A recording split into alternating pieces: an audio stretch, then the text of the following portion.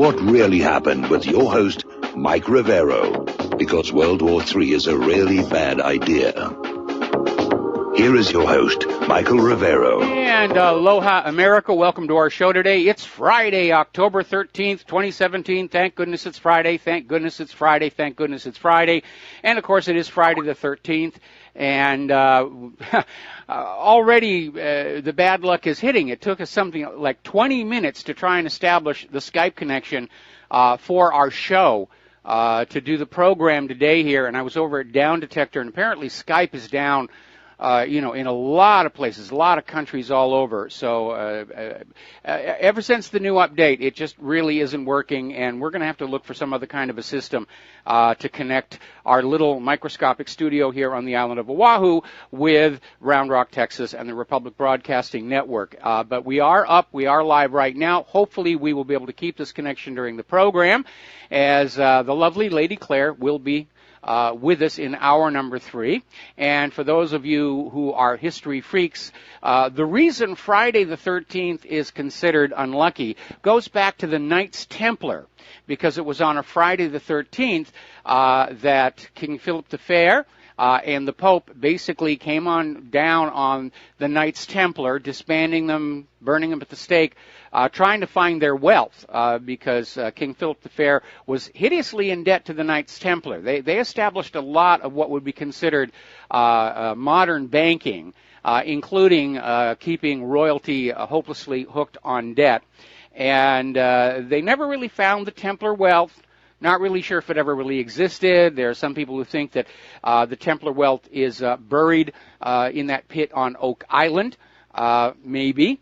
It actually is pretty much the same latitude as the Templars' Navy base in France. They could have just sailed straight across using an octant or a sextant and found their little island where they were going to put things down there. The Templars did know the New World was there. They learned it from the Muslims, who learned it from the Vikings. And as I mentioned on Columbus Day, Columbus' wife was from a Templar family. And that's one of the reasons why there's a Templar cross on the sails of Columbus ships. So enough about the history here. We're going to get into the news. A lot of stuff to talk about today. Apparently, more and more pressure is being brought to bear to actually start looking into what was going on over at the DNC and Debbie Wasserman Schultz. And the scandal is just growing. And Judicial Watch is just doing an amazing job over there, prying loose all the information about the falsified billing, stolen equipment, cybersecurity breaches on Capitol Hill. And Judicial Watch is just moving forward through the courts. They're starting to find judges who are willing to say, yeah, there is something here. And a lot of it seems to center on Imran Awan, his family members, who were on Debbie Wasserman Schultz's payroll even after they had been booted off the Capitol Hill network for unauthorized access. And apparently they made unauthorized access to the congressional server at least 5,400 times. And so there's a lot of pressure building up. And the latest revelation there is that the government maintains a list of IT contractors who have been approved for access to government computer systems. And remember how on the email server scandal, Hillary went to a company that wasn't cleared to be handling classified information. She even violated an executive order signed by her own husband, President Bill Clinton. But as it turns out, Imran Awan and his family were not on that list. And so the question is, why were they even in there at all? Why were they being hired? Who was encouraging their being hired into the Congress? So it's really building up there, and Judicial Watch has finally convinced a federal judge to review unredacted copies of emails between then Secretary of State Hillary Clinton and General David Petraeus. And here's where it gets really interesting. Remember last year when Donald Trump was campaigning, if I was the president, you'd be in jail, blah, blah, blah, blah. Well, obviously, Trump has been given the message, you must protect the narcocracy or the whole government's going to come crashing down, because apparently Trump's State Department was trying to argue that information regarding a potential personnel appointment is protected by claim of personal privacy. And this is the third federal court that has turned aside Trump administration efforts to defend Hillary Clinton's email and related information from further review. So Trump is now part of the problem. He's now part of the swamp. The swamp won. And what gets really interesting is going on back to that meeting between Bill Clinton and Loretta Lynch on the tarmac, and they had documents about what the conversation was about, and they're totally redacted. They're totally redacted. They're black. President of Judicial Watch, Tom Fitton, during his weekly update, is saying that the documents that they have been given are totally blacked out. And it's important to understand they weren't blacked out by Attorney General Loretta Lynch. They weren't blacked out by James Comey. They weren't blacked out by Barack Obama. They have been blacked out by the Justice Department run by Attorney General Jeff Sessions, an appointee of President Trump. And so more and more it looks like what's behind all of this corruption and crime is so terrible that it will bring down the entire government when it comes on out. We're going to do a shout out now to our on-air affiliates who are just now rejoining our network. The Russia collusion story has been one nothing burger after the other, after the other, after the other. They've discovered that the meeting between Donald Trump Jr. and this Russian lawyer was all about the Magnitsky Act, nothing about the campaign. And the latest one now is CNN claims to have done an investigation in which they're claiming Russia used Pokemon Go to meddle in last year's elections. This is not coming from The Onion. This is not satire. This is for real. CNN is saying that Russian actors used the augmented reality game Pokemon Go to sow discord and fuel racial tension among Americans during the 2016 U.S. presidential election. Well, I'm sorry, I remember the campaign speeches, and it was Hillary Clinton who was out there pushing racial division. But I mean, it's getting ridiculous out there. Oh, they use Pokemon Go. And then CNN wonders why nobody is tuning into their broadcasts anymore. So basically, there's an article over here in Veterans News Now saying that when you wade through all the propaganda, when you discard all the hype and the innuendo and the rumor, that basic claim of Russia meddling in the election, there's no proof behind it. And what we have here is a political system and a corporate media that is in the grip of confirmation bias. They're holding it as an article of faith that Russia had to be helping Donald Trump. That's the only possible reason Hillary Clinton would have lost the presidency, because they had vote riggers in every single state, and Hillary is lovable, and everybody loves the liberal platform, and there's just no way that Hillary could have lost the election unless those evil Russians came on in. And in a almost a throwback to the Downing Street memo, they're saying the available intelligence was being fixed to fit a pre-existing policy, a desired outcome. And there's nothing there. All right, we're going to spend a little bit of time on Harvey Weinstein. And yes, I'm enjoying this immensely after the way Hollywood treated me in 1994 for trying to report a murder. I was trying to be a good citizen. I was trying to do the right thing. See something, say something. You've probably heard that expression. And I saw something, and I tried to say something, and mine just evaporated. So yeah, I'm kind of enjoying seeing this whole liberal establishment in Hollywood come crashing on down here. So basically, more and more people are starting to come forward. He's now facing an accusation of rape. And a lot of these people are coming on out and saying they were afraid to speak out before because Weinstein could crush any career he wanted. There's that little good old boys blacklist network, and they protect each other. Doesn't matter if somebody has done something that's illegal, immoral, unethical. They protect each other. We saw the same thing with David Begelman when he was embezzling from his own actors. And when he got caught at it, all of these movie moguls just clustered around him and said, "You won't touch him. You don't dare touch him. We'll take our movies elsewhere. We'll quit. We'll destroy your studios." There was never even an issue of what Begelman had been doing. Was it right, moral, or legal? And, of course, it was immoral, very illegal, unethical. But that doesn't matter. We're protecting the clique, the group, the core. And everybody is hopping onto this thing, and they're all pushing their particular agenda. And Jane Fonda is saying that, yes, she knew what was going on, but she kept silent on Weinstein.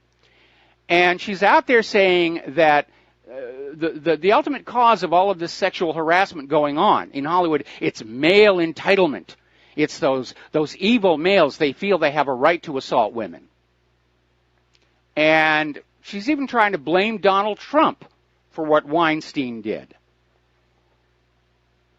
And she's explaining why she didn't speak out before by saying, well, it didn't actually happen directly to her. Now, there's another actor over in Great Britain, Sophie Dix, and apparently she had a very weird encounter with Weinstein. Basically, she went up to his hotel room for what she thought was a meeting to advance her career, and he basically tried to tear her clothes off, and she basically got into the bathroom and locked the door, waited for room service to show up, and then she walked on out. She was so disgusted by the whole affair, she quit acting. She's a screenwriter now. But it's just weird. And here's a good one. Mylene Klass. Okay. Weinstein apparently thought she wanted to have sex with him because so many up-and-coming actresses just naturally do. And yes, that is a problem. We have to draw a line there. There are a lot of women in Hollywood who are willing to make that offer because they think it will help their career. And in many cases, it does. One of the big ugly secrets that Hollywood keeps is just how many bankable female stars at one time worked as escorts. Remember the Hollywood Madam scandal? The scandal were the names that were in that book, not of the customers, but of those women who, because they were very pleasant to the clients, wound up with movie careers. So apparently one of the things Weinstein was trying to do as some of the stuff came on out was to try and get a confidentiality agreement. You did a lot of out-of-court settlements, and part of the deal was you'd sign a confidentiality agreement. You will never tell anybody what it is I did to you. So he was running it as a business. Now, Emma Thompson is out there saying that Harvey Weinstein, he's on the same level as Jimmy Savile, and she says the allegations that have come out so far are just the tip of the iceberg. Now, apparently, Ivana Lowell, who's an heiress to the Guinness fortune, apparently she's now saying Weinstein burst in on her and a friend, demanding a massage, and then just plopped himself spread-eagled on the bed. She wrote about this in her memoirs 7 years ago. Weinstein threatened to sue her over publishing the claims. And there's a growing furor, if you will, over actor Ben Affleck and some of the embarrassing videos that have come on out. And that's a concern because he's the star of this new Justice League movie that's coming on out. He's playing Batman. And this will hit the box office. It really will. That's why Hollywood is so sensitive to scandals with their stars. A really nasty scandal can destroy the bankability of a star, can end a career. And all the money invested in the movie is just going to be gone. And all the other people who signed back-end deals in the movie, they're not going to get the money they were expecting. And it is spreading because apparently Inside Edition correspondent Lisa Guerrero has now come out accusing Steven Seagal of unwanted advances on a movie set. And apparently she was up for the lead female role in his film Fire Down Below, which I hate to admit it, I liked it. It's my favorite Steven Seagal film. But apparently when she turned him down, she got a minor role, and the lead went to Marg Helgenberger instead. So it's just really out there. Now, let's talk about Rose McGowan. Rose McGowan has now come on out and said that, yes, Weinstein forcibly raped her, and apparently there's been a little bit of fallout over that because over at Amazon Studios, their boss, Roy Price, is now on indefinite leave. They haven't fired him, but he's been told not to show up because apparently when McGowan tried to tell him what was going on, he came on back and said, well, the rape story is not credible. There's no proof. And Rose said, I'm the proof.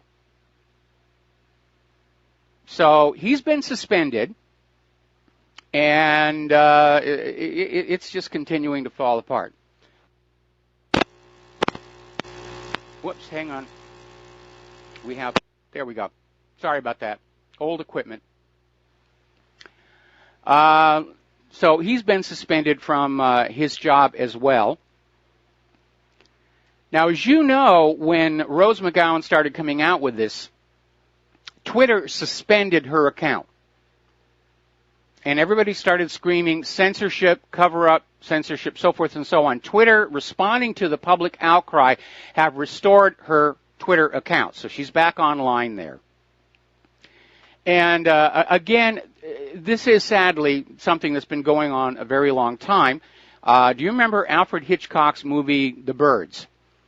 The star of that one, Tippi Hedren, is saying that her career ended when she refused Alfred Hitchcock's advances. And yes, he was known to be taking advantage of his positions of power. Meanwhile, Barbara Walters has come on out saying people shouldn't talk about sex scandals or pedophilia in Hollywood. It damages the entire industry. There's a few bad apples, but we should ignore them and just think about protecting the industry, protecting all those stockholders who've invested in the film companies and in the movies. Now, as it turns out, Weinstein's company is falling apart. A fifth member of the board has now resigned, and this was following revelations that the Weinstein company literally was set up to profit from Harvey's sexual harassment settlements, because when they renewed his contract in 2015, they added a clause. Even though Harvey Weinstein was paying these settlements out of his personal wealth, that every time it happened, the Weinstein company was basically going to extract a penalty. Stock, salary, whatever. But they were going to make money every time there was one of these settlements. And I understand what they're trying to do. They're trying to find a way to motivate Harvey to just, stop doing this kind of stuff. But Weinstein had enough money where he could just shrug his shoulders and say, all right, so hit me with a penalty. And it kept on going. So it is very ugly. And there's more coming on out. And I got emails from people saying, well, we may be distracted from something. No, we're going to cover the other stories. We're going to cover more on Las Vegas and the war zones and Trump decertifying the Iran deal in the show here. But again, I want to emphasize, there's two kinds of people in Hollywood. There are the total slimeballs, and then you've got everybody else who are really wonderful people. They want to be there. They want to do a good job. It actually is a really nice work environment because everybody is rooting for this thing, for the production to be good. We'll be right back after these commercials. And aloha, America. Welcome back to the show here. And just sort of wrapping up on this Weinstein thing, and we're probably going to be coming back to it many, many times in the coming weeks here because this thing is just blowing up all over. I'm thinking back to that comment made by Barbara Walter about how you shouldn't talk about this because you're hurting the entire industry.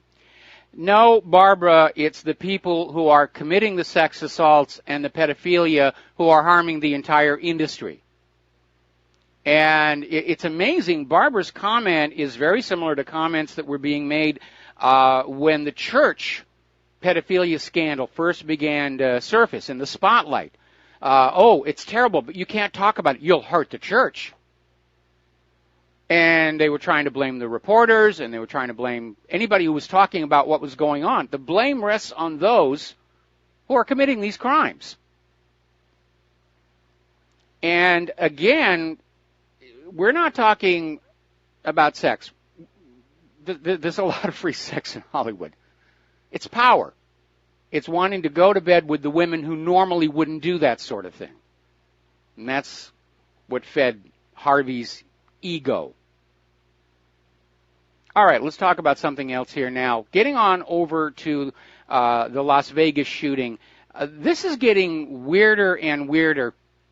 That security guard, Jesus Campos, who supposedly was shot by Stephen Paddock several minutes before the mass shooting began, which should have alerted hotel security, or according to the guy in the next door room from Australia who said he was shot by one of the police, he was going to be interviewed by Fox News. In fact, he had a whole series of interviews set up, and all of a sudden he's disappeared. Nobody knows where he went. And we should be concerned because there's another story about this 28-year-old woman who was going public on the fact that she was convinced there was more than one shooter, and she supposedly died in her sleep of natural causes, 28 years old. Maybe it was natural causes, or maybe there's a lot of wet work that's getting done to try and keep the lid on this thing here. But even the Mandalay Bay Hotel is now challenging the FBI's conclusions, saying that they're confident that the timeline stated by the FBI is simply not accurate. So even the Mandalay Bay Hotel, even MGM is saying, no, what they're saying just doesn't make any sense. And it really doesn't. They botched this one good. They went to that well of a false flag attack to support the gun grab agenda just one too many times. And in their arrogance, they really were convinced the American people were just going to go along and believe it. But after the Boston Marathon bombing and Sandy Hook and all these others, where there are indications that the official story is not to be believed or trusted, it was reckless to go ahead and try to do it one more time. Fool me once, shame on you. Fool me twice, shame on me. Now, as I mentioned earlier in the program, Trump went ahead and decertified the 2015 P5+1 deal and basically said that his justification was that Iran was not living up to the spirit of the accord, even though the United Nations nuclear watchdog repeatedly confirmed the country was complying with all of its obligations in the treaty. The U.S. did not. They did not provide sanction relief. They threw more sanctions on there. It's the U.S. that was in violation of the spirit of the deal. But Trump's out there saying, I'm going to get new things put on in there. Now, at this point, he's dropping the whole mess onto the Congress. And he is expecting that Congress is going to want to put more requirements on Iran regarding inspections of their missiles. And if Iran refuses, that'll be followed by more sanctions. Now, we still don't have a reaction from Iran itself, but the reactions from the rest of the world are quite telling. More about that when we come back. Aloha, America. Welcome back to our show here, and we're talking about Trump decertifying the nuclear deal. Now, he has not actually pulled the U.S. out of the deal. It's still there. He's going to leave that decision up to Congress. So he can duck the blame because the condemnation is coming in from all over the world here. I mean, Trump basically decertified the deal, said Iran is in violation of the deal, even though the IAEA is saying, no, they have kept all their promises. And on top of that, Trump launched into just this bash of the Iranian leadership, and he slapped more sanctions on the Iranian Republican Guard, which have now been declared a terrorist organization. Talk about pot calling the kettle black here. The European Union has already condemned Donald Trump's decision to decertify the deal. They're saying it is leading to destabilization of the Middle East, which is, of course, what Israel wants. Israel wants the U.S. to go in and smash up Iran the way Israel wanted the United States to go smash up Iraq. Interestingly enough, German Foreign Minister Sigmar Gabriel is saying that this decertification, and especially if Congress does pull the U.S. out of the deal, it's going to distance Europe from Washington and actually drive them closer to Russia and China. And it very well might, because what Trump has just signaled to the world is you cannot do business with the U.S. government. They will not keep their promises.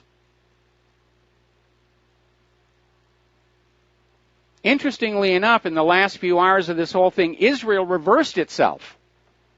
They've been saying, yeah, get rid of the deal, get rid of the deal. Then all of a sudden, Israeli defense experts said, maybe we should keep that deal around. But the credibility of the U.S. government is shot at this point. Not that they had that much left over after Saddam's nuclear weapons and Assad's chemical weapons and, you know, everything that's going on in Libya and Yemen and Syria and Afghanistan. But this was just out there in the open. Everybody looking at it understands it was the U.S. that was in violation of the spirit of the Iran deal. Iran was totally in compliance.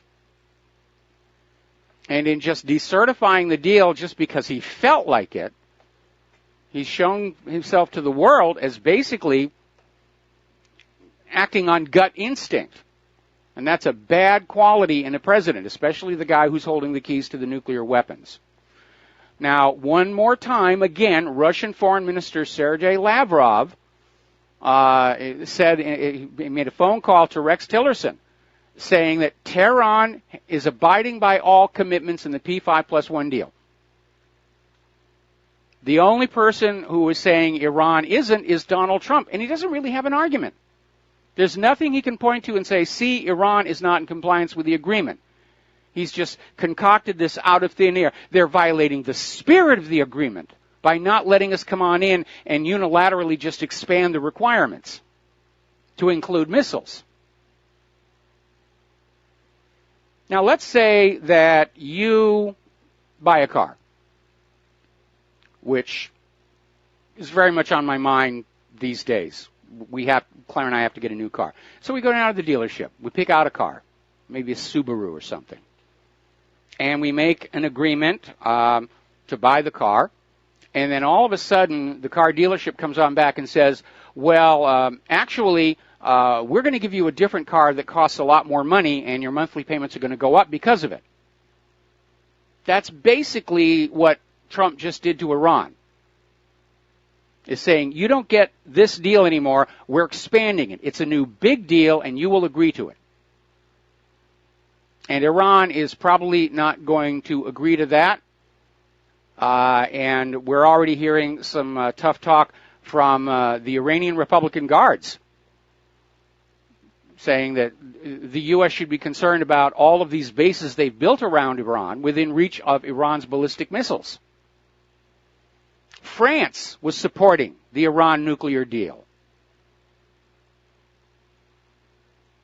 So this is going to cause Trump and the U.S. government tremendous political damage, credibility damage. This is going to be haunting U.S. foreign policy for years. Now, according to American writer and former Republican politician David Stockman, who was director of the Office of Management and Budget under President Ronald Reagan, he's saying basically the U.S. government is just concocting this bogus Iranian threat, just like they concocted a bogus Iraqi threat and a bogus Syrian threat, and on and on. It's the same story all over again. The U.S. government wants to invade another one of the countries that Israel really hates, and they're just making stuff up as they go along. fixing the propaganda around the already decided policy. How many more times are we going to sit through this before we're willing to stand up and point the finger at the politicians, at the president, at the corporate media, and saying, you guys are full of it, and we're just not listening to you anymore? And no, you will not get our children to throw into this meat grinder you're setting up over there in Iran. Now, fueling more tensions, the U.S. military has sent troops to the Russian border. They are within 100 miles of the border of Russia's military enclave of Kaliningrad, supposedly to bolster a NATO outpost in Poland. And Russia has come on back with a very gentle reminder that there is an agreement between NATO and Russia limiting military forces on that border, and saying that the U.S. military, again, has unilaterally just decided that they're not going to go along with the agreement. Now, up in Scandinavia, the U.S. is starting to militarize that country. And they built a base in Norway a little less than a year ago. They're starting to build a second one, and they're talking about a third one. It's very obvious we are heading toward a major war that will be fought in Europe, on European soil, as well as other places around the world. It's going to be a new world war to keep the money junkies happy, to try and drag the world back to Bretton Woods, where everybody uses the U.S. dollar for cross-border trade and banking for a small fee, off of which the American empire made a huge, huge profit. But more and more countries are pulling away from using the dollar. And that's why this militarism is starting to escalate. It's now a race to get the war going before the U.S. economy really starts to come apart at the seams. Because without those other countries using U.S. paper dollars and paying interest on that, or trading manufactured goods and agricultural produce for those dollars, there isn't much left to hold up our economy. We have 100 million Americans out of work they won't admit to. The stock market is soaring, but it's all manipulation. They're lying about the rates of inflation. And yes, they can just start printing up money left and right, and that'll put us where Zimbabwe was, where they were walking around with paper notes in their pocket that said $100 trillion.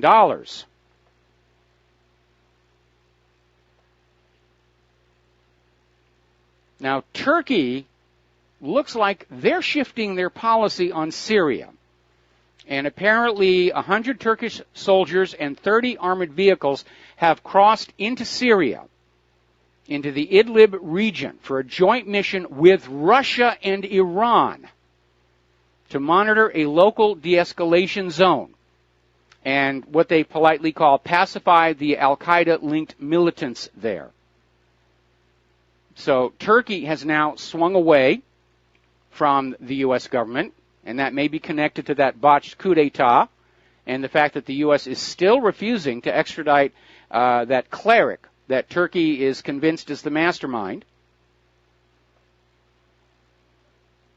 But this looks to be a 180-degree shift in its policy, because they used to back al-Qaeda, and now they're not. They're working with Russia and Iran.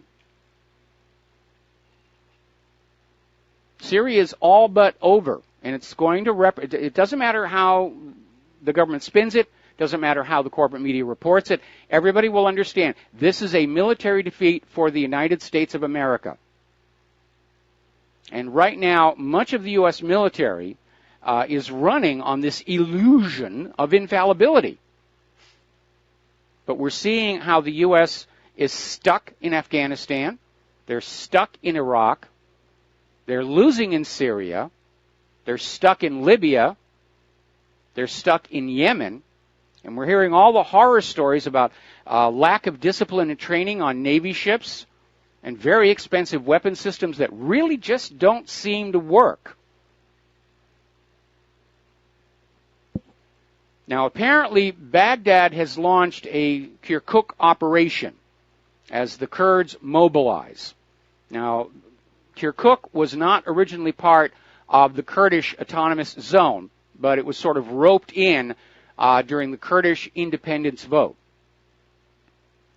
And apparently they were making stink face at each other. And a senior Kurdish official said thousands of heavily armed fighters had been deployed to resist the offensive at any cost. But it looks like at the last second they pulled back to avoid a military confrontation. But it's still an explosive situation, no question about that whatsoever. Now, over in North Korea, they are renewing threats of attacking Guam ahead of this newest joint naval exercise. And again, it's clearly a provocation for the United States and South Korea to be running this exercise right off the coast of North Korea. And the U.S. has sent the Ronald Reagan and the Theodore Roosevelt, and apparently there are 4,500 Marines on the Roosevelt, which means at some point they're planning on putting them on the ground somewhere. And apparently the nuclear-powered submarine Michigan arrived at the South Korean port of Busan on Friday. I saw a photograph of it. It appears to have one of those lockout chambers on the deck for divers to get in and out, or seals to get in and out. Now, here's an interesting story. As you know, there's been a lot of talk about North Korea could do this, North Korea could do that. And there's been a lot of speculation about a possible imp attack and how it could kill 90% of Americans in a year. Bit of an overstatement. It's going to blow a bunch of fuses. Humans are immune to the imp pulse directly. You might feel it in your fillings in your teeth, but that's about it. But oddly enough, despite all this talk about North Korea's imp threat, and of course that would make an excellent false flag, apparently the Department of Defense has decided to defund the congressional committee that had been studying the imp threat since 2001. Now, that's going to raise the hairs on the back of my neck, because when you're out there talking about North Korea's coming with an imp attack, why do you shut down the congressional group that is tasked with looking at a possible imp attack from North Korea?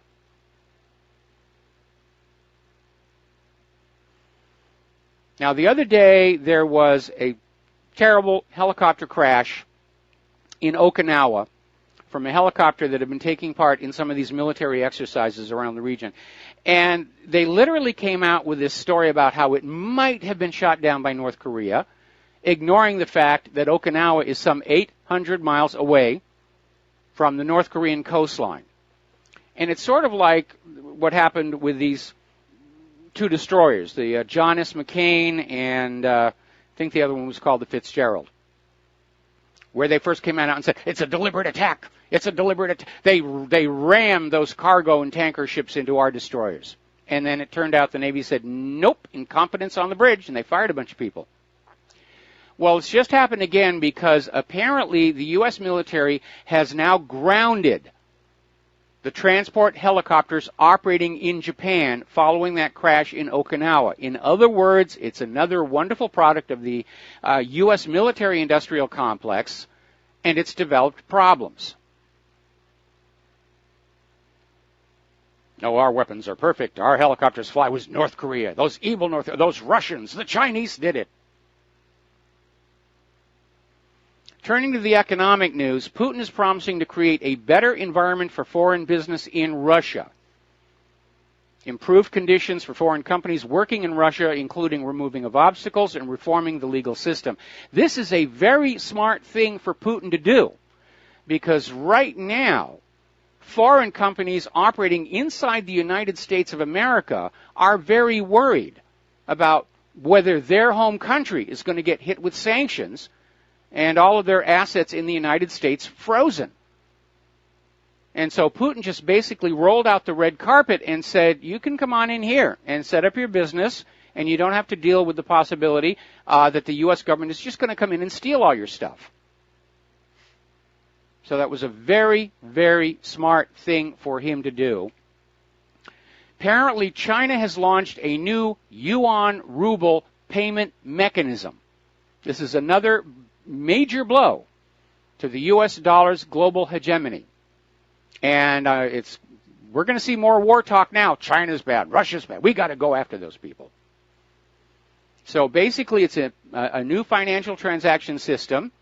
It rivals the U.S. SWIFT interbank payment system. And there are more and more of these parallel systems being set on up because everybody who's dependent on the U.S. SWIFT system is vulnerable to sanctions or other manipulations. And that's why all these other organizations are setting up their own systems, whether it's BRICS, the Asian Infrastructure Investment Bank, and now Russia and China. So we're getting close to a major upset here. And I'm very, very concerned that Washington, D.C. is, in fact, desperate to get a major war going. Because if the economy tanks and they don't have a war to blame it on, if they don't have an enemy to blame it on, the American people are going to stand up and point the finger of blame for a destroyed economy where it richly, rightly deserves to go. Wall Street and the enablers in Washington, D.C.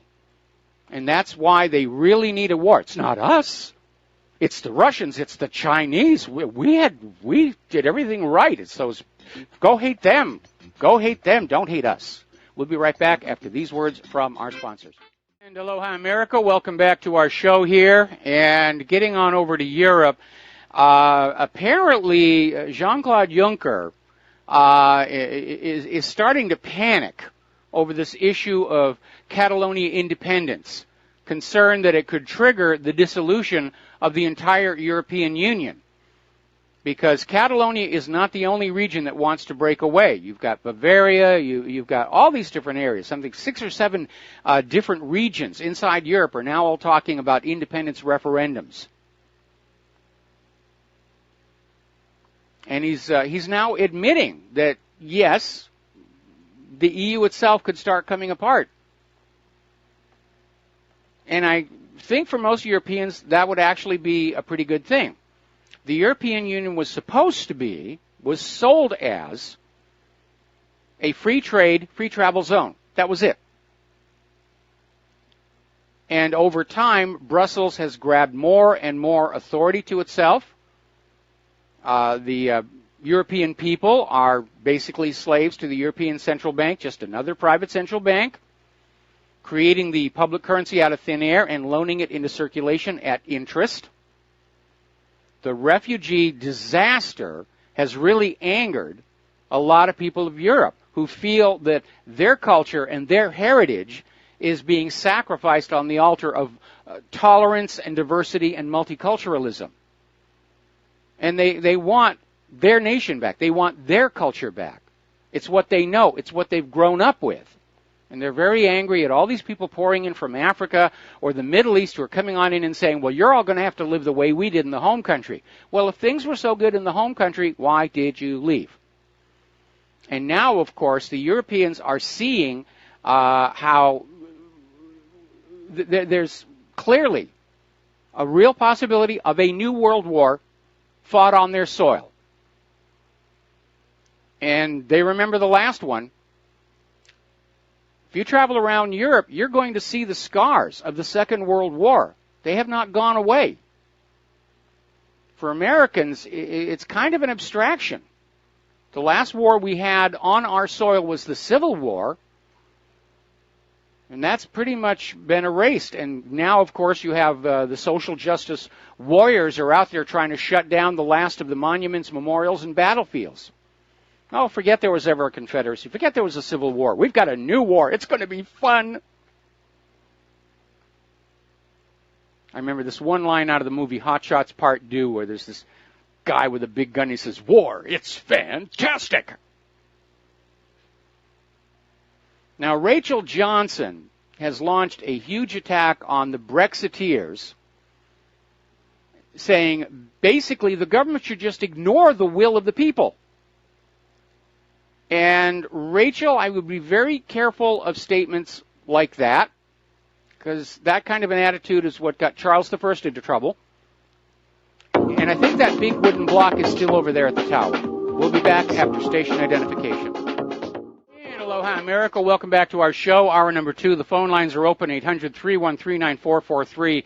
And we're getting a follow-up story about this security guard who basically bailed on a whole bunch of interviews, including one on Fox News that was very heavily promoted. And Fox is now very upset. This guy is nowhere to be found. And now Fox News is starting to admit there are some inconsistencies in that official story. So this one is really falling apart. And for Fox News to be reporting on that, I'm going to have to take back some of the bad things I said about them. Not all of them, but most. Getting on back to Europe and immigration, as you know, Angela Merkel, in order to form her new coalition government following the very poor showing in the German elections, she's done this 180 U-turn and is now saying that it's okay for Germany to control where the migrants are going to be inside Germany. And it's just been announced, migrants coming to Germany will not be allowed to settle in the city of Salzgitter, Lower Saxony, and they're probably going to add others to the list because of all these problems they've had with the rapes and the assaults and the crime and everything else that's going on out there. I saw a story, in fact, it's up at the website, where apparently in Britain, this young lady literally got sexually assaulted 3 times by 3 separate men. They caught the perpetrators on security cameras. So it's amazing. It's amazing. Now, as I mentioned at the top of the show, we seem to have a bad cable here today. As I mentioned at the top of the show, the origin of Friday the 13th is King Philip V's pogrom, if you will, against the Knights Templar. And so there's this interesting little story, and this is out of madnesshub.com. And apparently, over in Great Britain, there was this lady that was making a business selling coffee mugs. And she had gotten into trouble before because she makes coffee mugs for reenactors. And sometimes the mugs have symbols on them that are a little bit questionable. But they let her off with a warrant. Now she's been completely banned because she was selling coffee mugs with the emblems of the Knights Templar on them. And she was told she was banned because the Knights Templar are offensive to Muslims. Well, in this day and age, anything that you do is going to be offensive to somebody. When I'm talking on this show, there are people out there who are very offended by some of the things I say. Be offended. I don't care. But here is the problem and the hypocrisy. They're going to whoop on this 56-year-old woman over the Knights Templar coffee mugs because the Knights Templar, they were there killing the Muslims over there in the Holy Lands. Actually, they were digging underneath the Temple Mount, but that's a side issue. Here's the point. The Knights Templar were working for the church, which declared the crusade. Why aren't they moving to ban crucifixes and the regalia of the Catholic Church if it's offensive to Muslims? Because the Knights Templar, there weren't that many of them compared to the regular soldiers who went on over there to slaughter the Saracens in exchange for an expiation of their sins. Okay, let's see. We have a couple of calls on the line. James in St. Thomas, aloha. Welcome to the show. What's on your mind? I'm speaking to you for a while. Well, it sounds like we've got kind of a flaky phone connection, probably the aftermath of the hurricane. Yeah, oh my God, that hurricane was awful.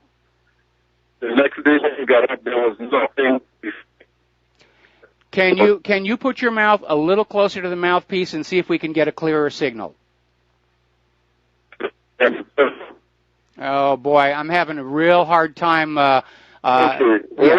I'll call you back. I'll try to get a better connection. All right, thank you very much, and we'll wait for that call. Just going to switch over to Don in Iowa. Aloha. Welcome to the show. What's on your mind? Well, Mike, yeah, this you're right about this the story falling apart on the Las Vegas.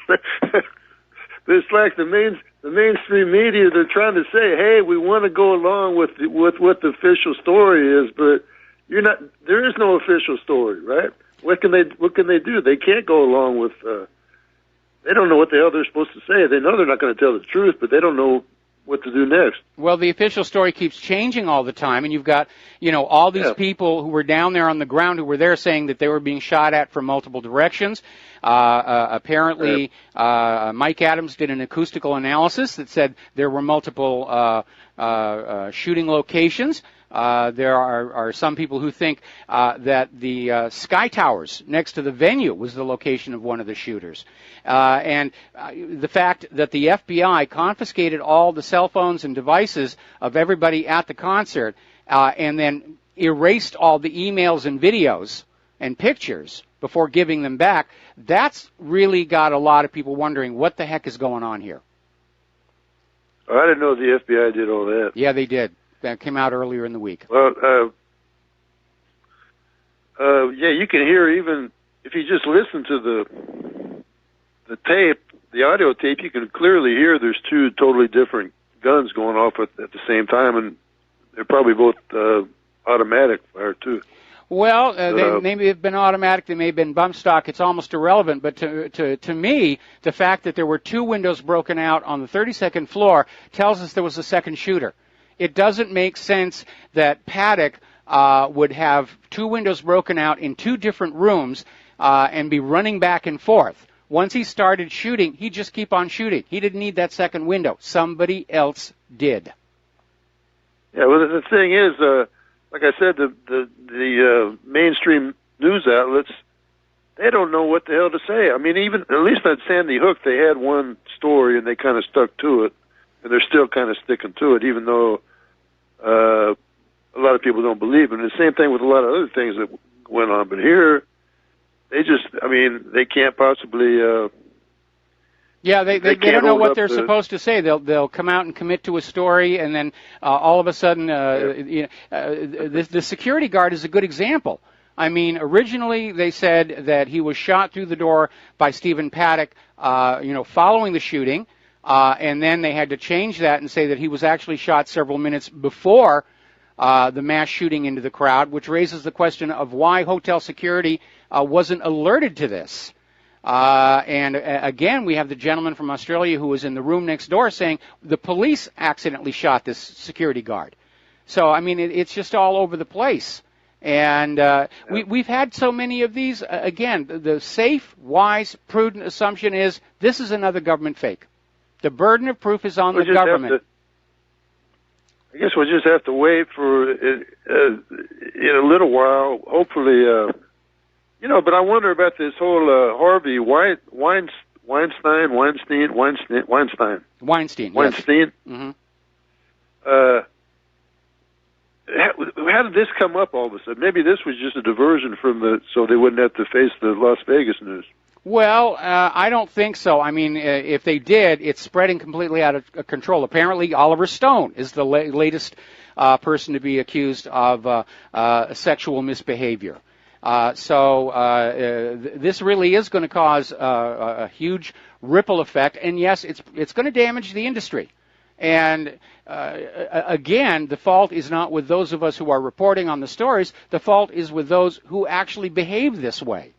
And so that's where we are on that. But anyway, but we're not giving up on the Vegas thing. We're just going to have to wait. We're just going to have to wait. It'll probably be a month before some kind of something happens that's believable. We can figure out what happened. I'll talk to you later, Mike. All right, you got it here. I mean, as far as I'm concerned, Las Vegas is over. It was a government fake. If somebody has proof to the contrary, fine. I'm willing to look at it and give it due consideration. But at this point, that chapter is closed. Another false flag gun grabber stunt here. Apparently, well, we're going to do a shout out to our on-air affiliates who are just now rejoining the network. And apparently, James in St. Thomas is back on the line. James, are you there? James, are you on the line? Okay. Can you hear me? I hear you. Sounds a lot better, a lot more clear. Yeah, I had to get rid of the AT&T phone I'm using, the Sprint. So after the hurricane, I went and I got 5 phones.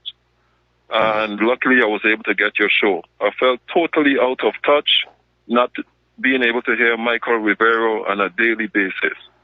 So anyway, I survived 2 Category 5 hurricanes. These hurricanes had at least 185 to 200 miles wind per hour. Yes. So the day after the first one, which was Irma, when you were able to come outside, Mike, you didn't want to see your surroundings. Everything was down. People were homeless. Yes. Telephone lines was down. Poles was down. Trees that was 500 years old were twisted up like a piece of paper. You know, this hurricane, unlike any other hurricane, did not leave any water on the ground. No grass, no leaves on the trees, nothing. So the island is still brown. Look like it wants to make a comeback. But this was not a hurricane that was ordained by God. This one had to be a man-made one. So I hope you don't do this ever. This thing was dangerous. I had to go in the system to get away from this thing and hope that the water level did not rise too much and drown me in the thing. You understand? Well, I'm glad you survived. You know, you and I are going to disagree on just the origin of the hurricane, but, you know, there are monster hurricanes throughout history. And I've been through 2 hurricanes myself, including the Aiea. They weren't Category 5, but it was still pretty intense. Yeah. This thing even take the paint off the building, broke up steel and concrete buildings, you know? It did the impossible. And you see big bulldozers up in trees and boats and stuff like that packed up perfectly in a parking lot thousands of feet away from the ocean. Is any assistance getting into you? Is any assistance or aid getting to you? Yeah, they have they have the FEMA people doing a good job. You have a lot of U.S. Marines, you have soldiers helping out.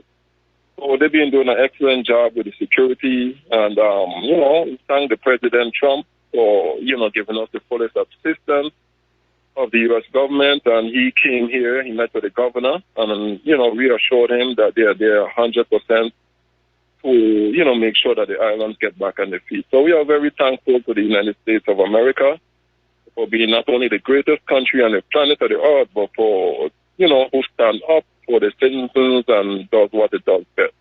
There are other islands around here that got devastated, and they ain't getting no help from nobody, not even Britain and all those other things. So, you know, we have to be thankful for America and, you know, the great country that it is and looking out for its citizens. And, of course, you know, for a good person like you, Mike, for keeping the airwaves open and talking the truth and making people, you know, realize that information is the key. So when I get a chance, when everything gets back up, I'm going to make sure I make a donation to Republic Broadcasting Station, okay, in your name. Well, thank you very much, and I appreciate that. And I know it's going to be a long, long process to rebuild, but I'm sure you're going to be able to do it. You know, the plant life will come back. And, you know, a few years down the road, it'll be a dark memory, but it will be just a memory, like the people who survived in Hurricane Katrina. So, James, thank you very much for the phone call. Thank you for the information that you've given us. Thank you for the kind words. And we're going to let you go here and switch over to Craig in Louisiana. Aloha, Craig. Welcome to the show. What's on your mind? Hi, Mike. The security guard with Las Vegas, this guy named Scott Bensack, he has somebody he knows at the hotel, and they sent him a screenshot of Jesus Campos' employment records, and he was just been employed just recently, you know, like within the last month. and the person that put him in the system was the CEO of the company. And the CEO also dumped 85% of his stock within like the last 3 weeks before the shooting. And he did some some 1 week, some the next, and then following the last week. But anyway, and not only him, some other high officers in the company all dumped the stock right before the shooting. You're talking about the security company or the hotel? Because we know that the hotel owners were dumping a lot of stock. Mandalay Bay, yeah. Yeah. I think his name is Murray, something like that.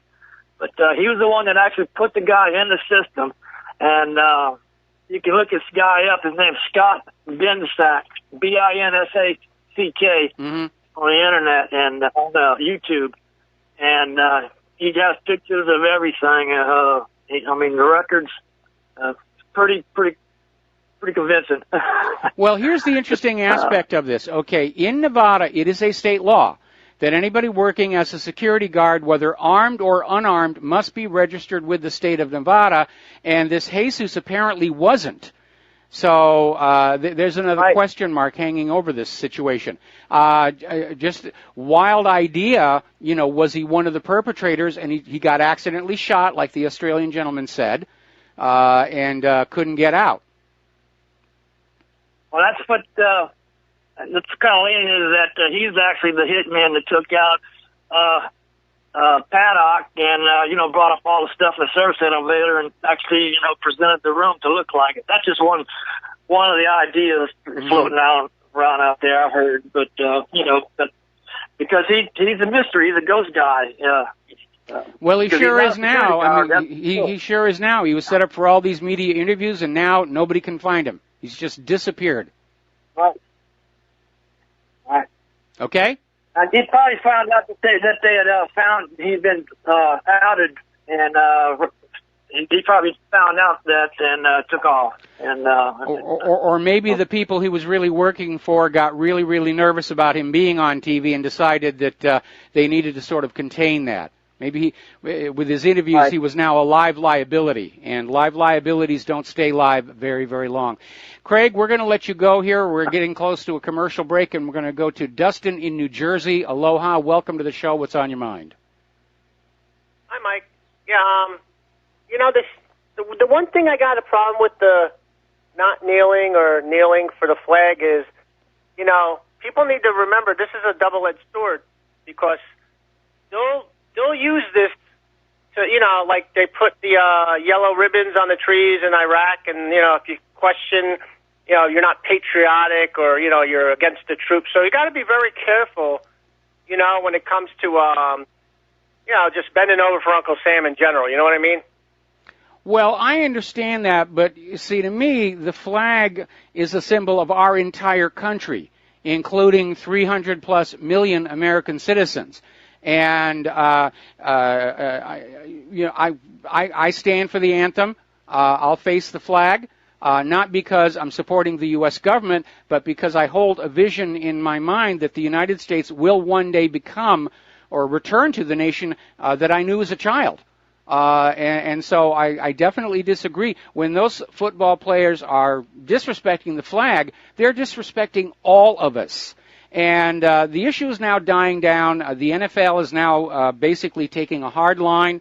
Apparently one of the NFL owners is now being sued over this whole thing. So it's really turned into an ugly, ugly situation. And I think probably a lot of people are going to be very happy if it just goes away. And so will I. It's run its course.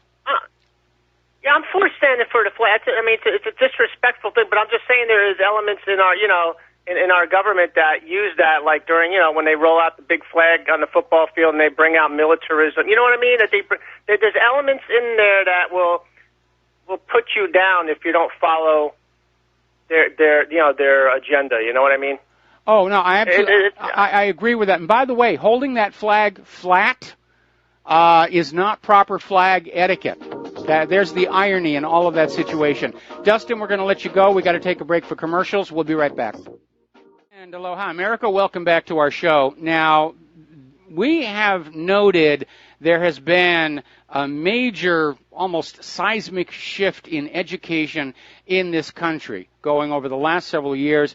We certainly know down in the lower grades, Common Core has really raised a generation of people who are being taught to simply respect authority, memorize what they're told, and repeat it. They're not being taught how to think, certainly not how to think critically, analyze. They're not taught logic. But apparently in the higher education, colleges and universities, they're being taken over by the radical left. And we're seeing the professors at these universities encouraging Antifa violence and would-be communist revolutionaries. And it's outrageous, and it's all the more insulting when you realize the kids in these classes, for the most part, they've had to take out student loans. And they're there to get an education, not an indoctrination. To give you a few examples, there was an instructor at Clemson University, and apparently was outed by College Reform for volunteering his graphic design skills to help a local Antifa chapter that openly promoted violence on campus. There was that other professor we talked about, I think it was last week, saying that, violence in service to the promotion of progressive causes is perfectly acceptable. And do you realize how anti-democratic this all is?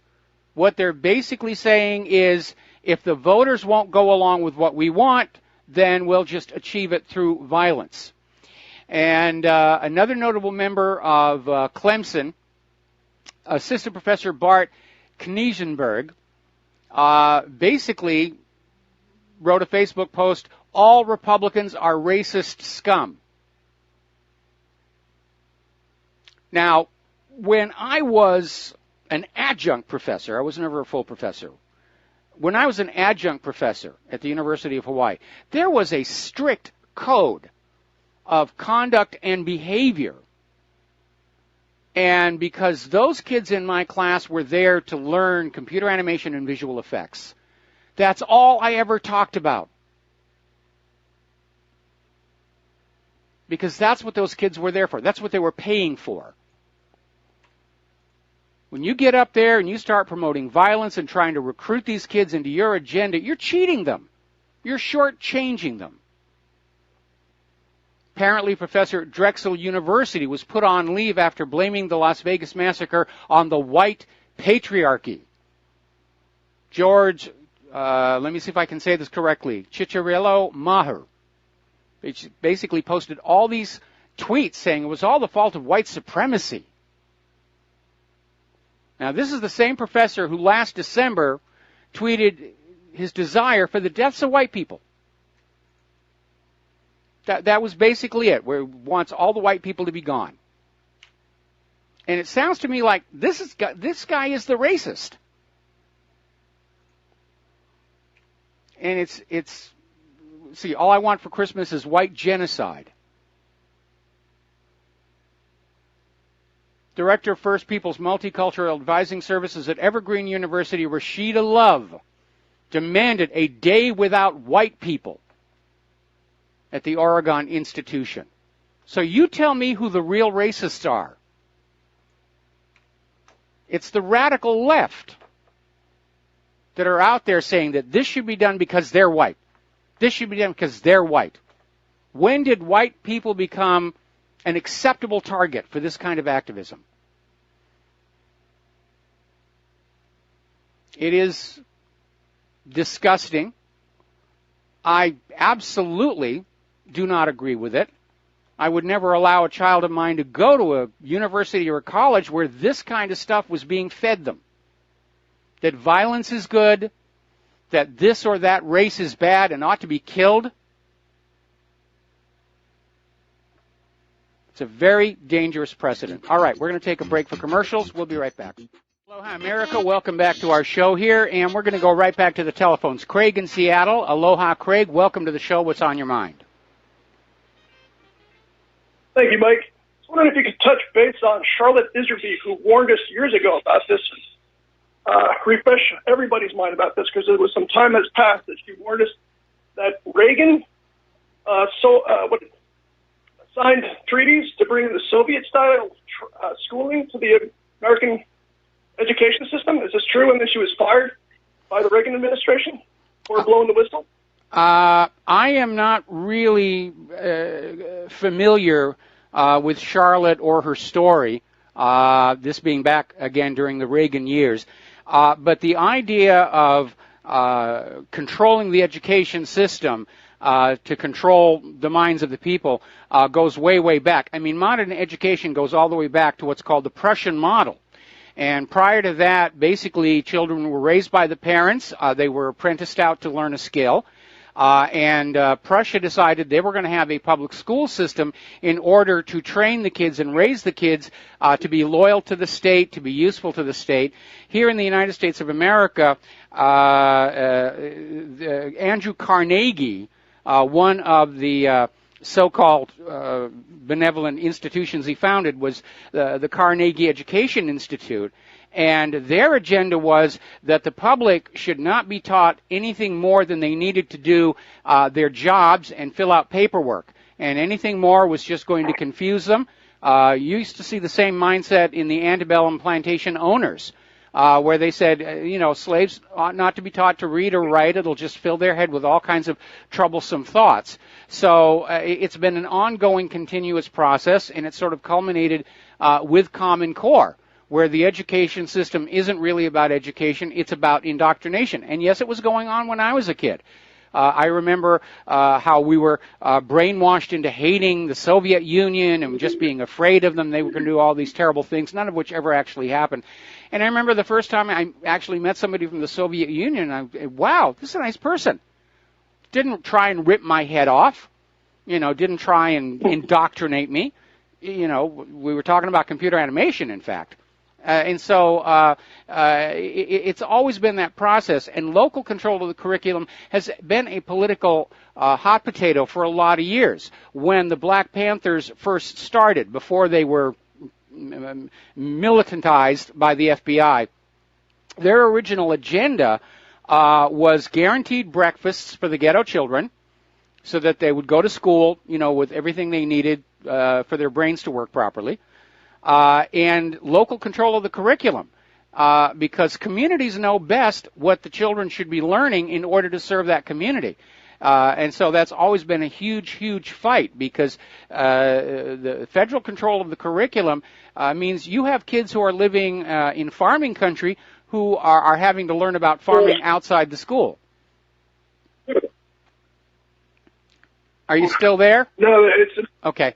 No, I am. I think I didn't want to be rude and pop in there, and always, as all your other callers, they just love your show, and you're just loaded with information. I'm wondering if you knew about it, and I've heard it before, and I know she was actually fired for blowing the whistle, evidently, and she had warned us in her last interview. She's quite older now. I think if she's still around, she's in her 90s, late 80s, earlier 90s, and warning about Common Core and all these, areas of small schooling, private schooling coming up, as you can see, popping up all over the place. It's interesting. Well, definitely, we're definitely seeing, going on back to this article about all these professors, very clearly they're pushing a communistic agenda onto those college kids, and an agenda of achieving, their goals with violence. They're literally sowing the seeds of a communist revolution in this country. And so, again, they're cheating the kids, because that's not what the kids took out these student loans to be taught. Absolutely. I'm seeing that here in Seattle. It's amazing. And it's such a small little, they call it a city. It's a town with a couple of big buildings and a bunch of small mines running it. It's amazing. Yeah, and some of the worst traffic in the United States. I remember trying to get around Seattle was very frustrating when we lived there. Anyway, listen, Craig, we're going to let you... Get out to... What? No, that's okay. No, that's fine. I was going to make a comment about North Bend, but that's fine. That's where I used to live. It takes a long time to get out there, even longer now. So I loved North Bend. I loved North Bend. I really did. Wonderful people. So do I. Wonderful people. Absolutely.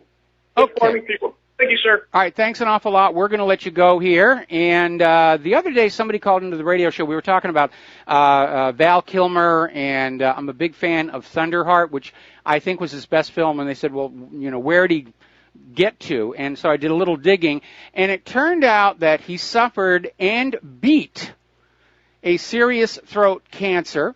And if you go to the Internet Movie Database, he's back at work.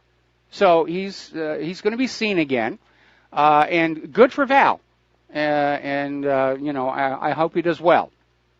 Now then, getting on to the right to keep and bear arms, and of course the gun grabbers are out there saying we've got to ban the bump stocks, and immediately there's all these videos surfacing all over YouTube showing how you can rapid fire a semi-auto without a bump stock, with simple little improvised devices, strings, metal rings, rubber bands.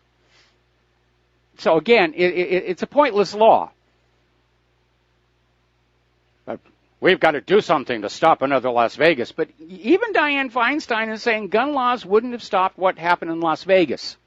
Now, whether she means that's because criminals don't pay attention to the gun laws, or because she knows it's a false flag and the people doing false flags don't obey the gun laws.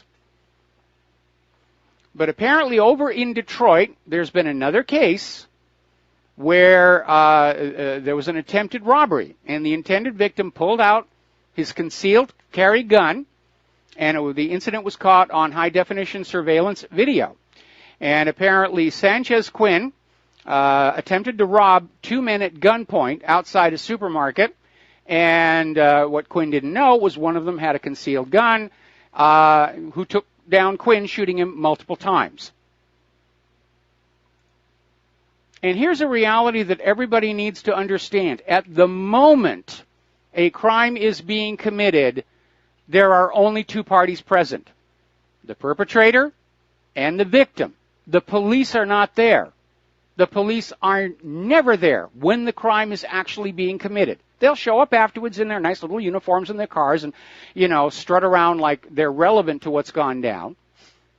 But if you really want to stop crime, you allow law-abiding citizens to be armed. And everywhere that law-abiding citizens are allowed to be armed, crime does go down.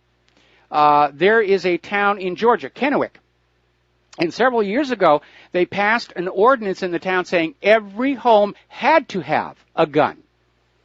And crime dropped by 80%. Meanwhile, over in Baltimore, which has very strict gun control, they've now surpassed New York and Chicago as the murder capital of the United States with 278 homicides. Now, when the gun grabbers started talking about banning bump stocks, the NRA initially came on out and said, yeah, we might be okay with it. But apparently they faced a huge backlash from their members, including threats of ending support. And so now the NRA has retracted and said the right to keep and bear arms is absolute. And if you go back to the United States versus Mitchell case, the judges ruled the Second Amendment reserves to the American people the same weapons carried by the uniformed services. Now, common sense has to tell you that law-abiding citizens should be allowed to have weapons that are equal, if not superior, to those in the hands of the criminals. And don't forget, the criminals are getting military-style weapons from the United States government through the Fast and Furious program. And many of them have come back into the United States of America from the Mexican cartels, and they've been used to kill Americans.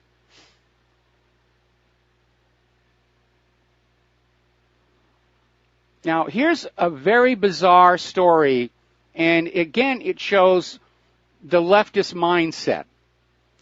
And basically, it all started where there was a student at this university in Madison, Wisconsin, who said a campus rape could have been prevented by concealed carry. And protesters just came on out and just said, that's ridiculous. You can't allow people to carry guns.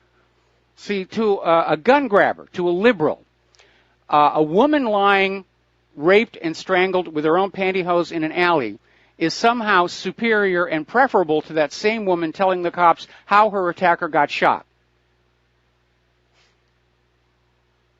That's their thinking. They don't care if people are going to be killed, robbed, raped, as long as they get the guns.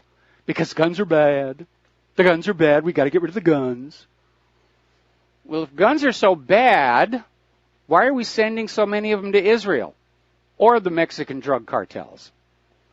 It's not guns are bad. It's guns in the hands of the law-abiding Americans are bad, because the reason for that Second Amendment is to arm the American people to deter abusive government. Nobody wants a revolution or a civil war in this country.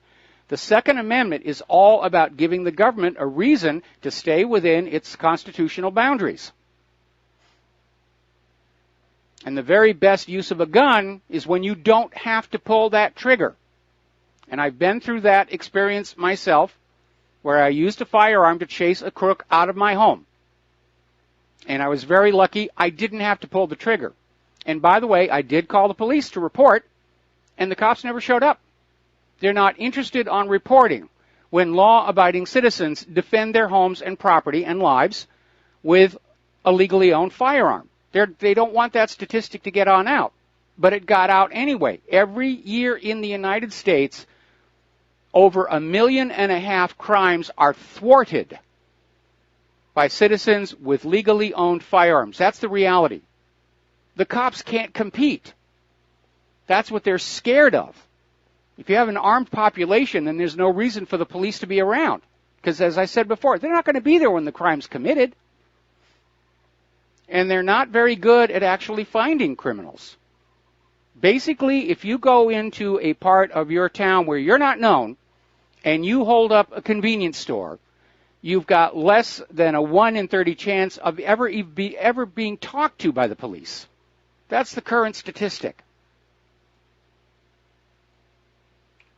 It's amazing here. Now then, let's talk a little bit about computers. The other day, a lot of people had raised eyebrows over the Internal Revenue Service awarding a no-bid contract for $7.2 million to Equifax to verify the identities of taxpayers. And everybody said, how can you go to Equifax with all of these ongoing breaches? And as you know, the Equifax website actually got hacked earlier this week and was directing people to a phony Flash update site. And first of all, Flash is going away. You shouldn't be using it. You shouldn't update it. It's a horrible security hole.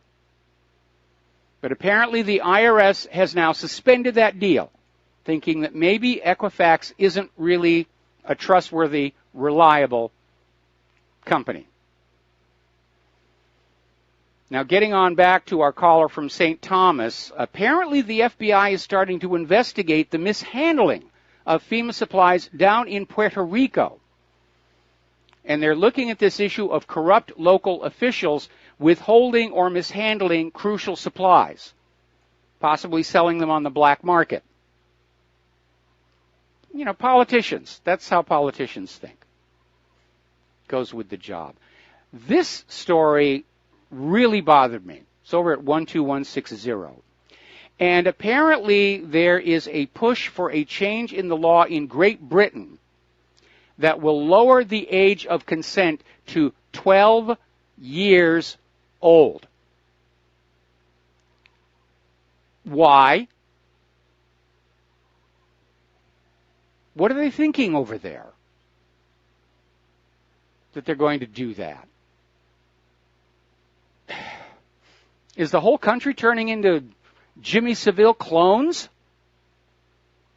All right, we're going to take a phone call here. Nico in Southern California, aloha. Welcome to the show. What's on your mind? Aloha, Mike.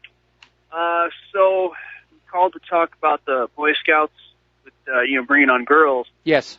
Although I did hear an interesting thing from Stefan Molyneux regarding the Second Amendment. Yes.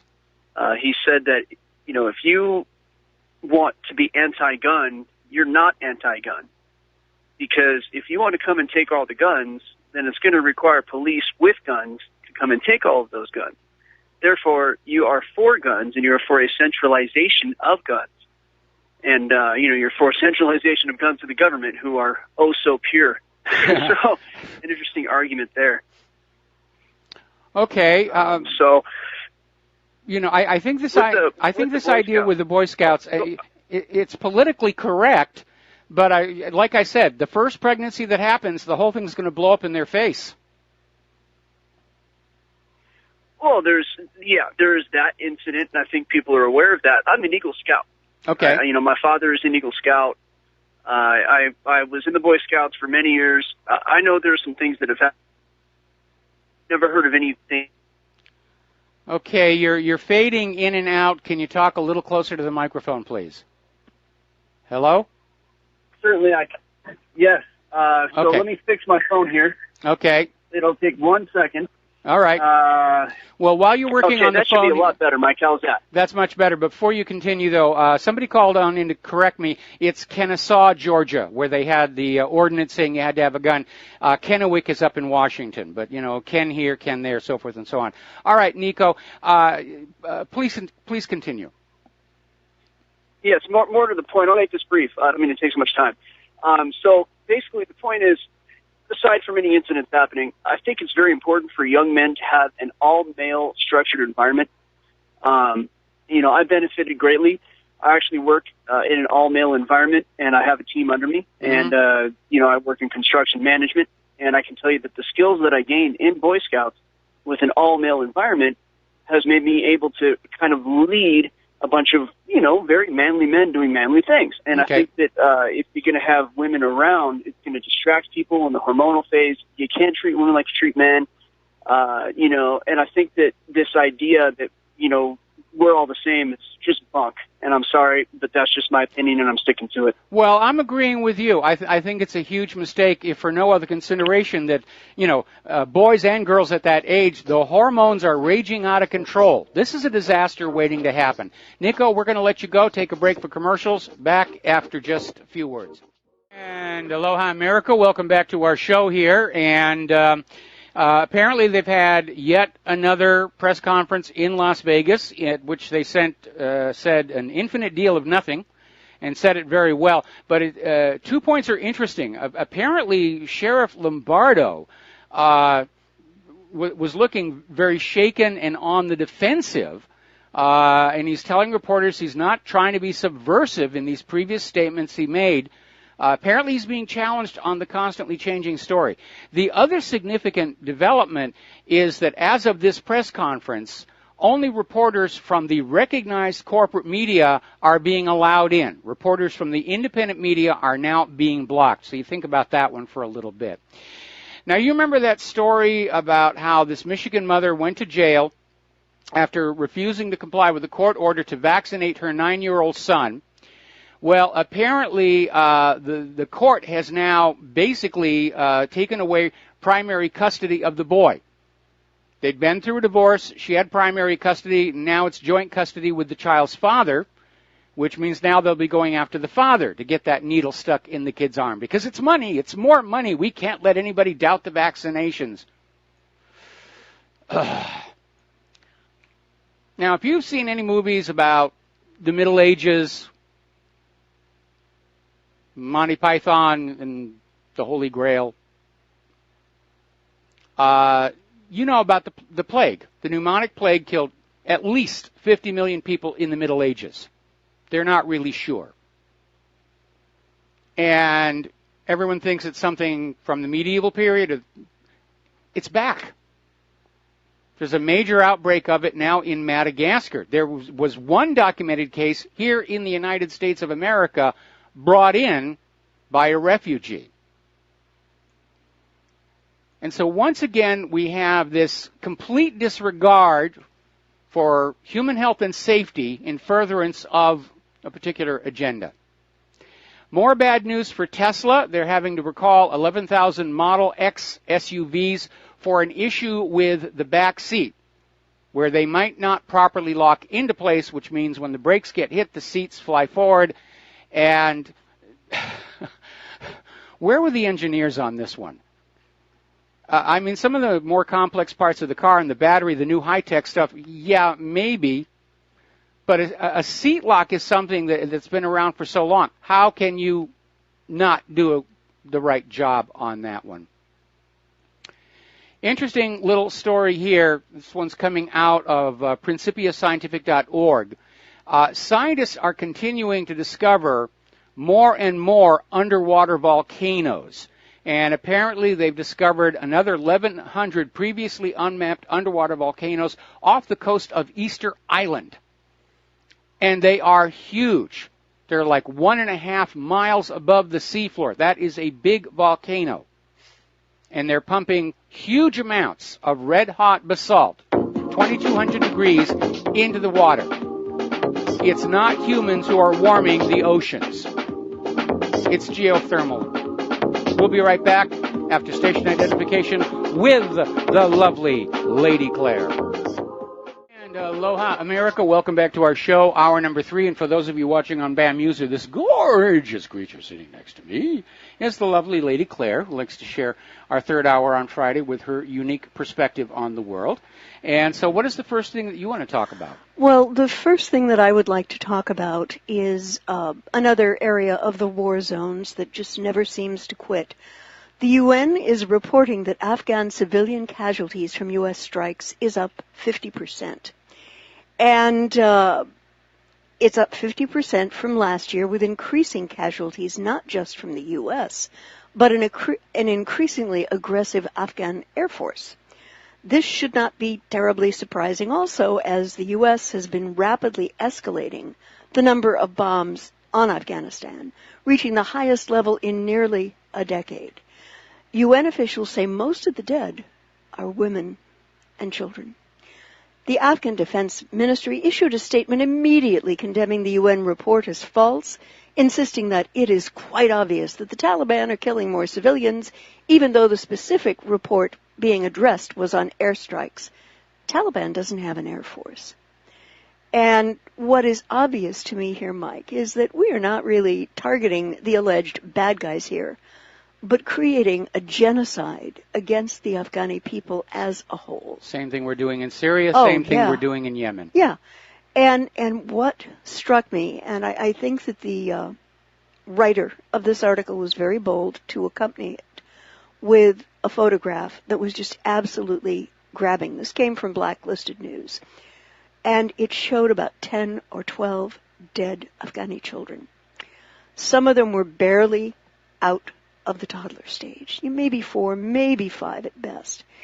And so this is the plan that's been crafted by those in the bowels of power in the occupied, unhinged surveillance states of America to allegedly win in Afghanistan. Well, if we've killed everybody in the country, then obviously we've won the war. Yeah, and it looks to me, though, Mike, and I am no military expert by any stretch, but it seems to me that the point of these bombings is even more radicalization of the guys who were left here to keep the war going perpetually, as we have heard President Trump state.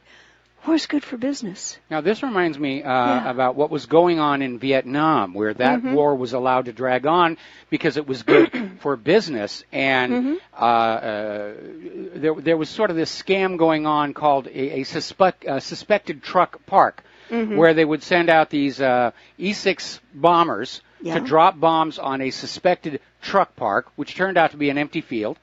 And the goal there was just to grind up the munitions in order to go back to the American taxpayers and say, we need more of your money. We need more of these bombs. We can win in Vietnam, which turned out obviously not to be the case. No. But the goal was never really to win in Vietnam, but to just plunder the American people for the military-industrial complex.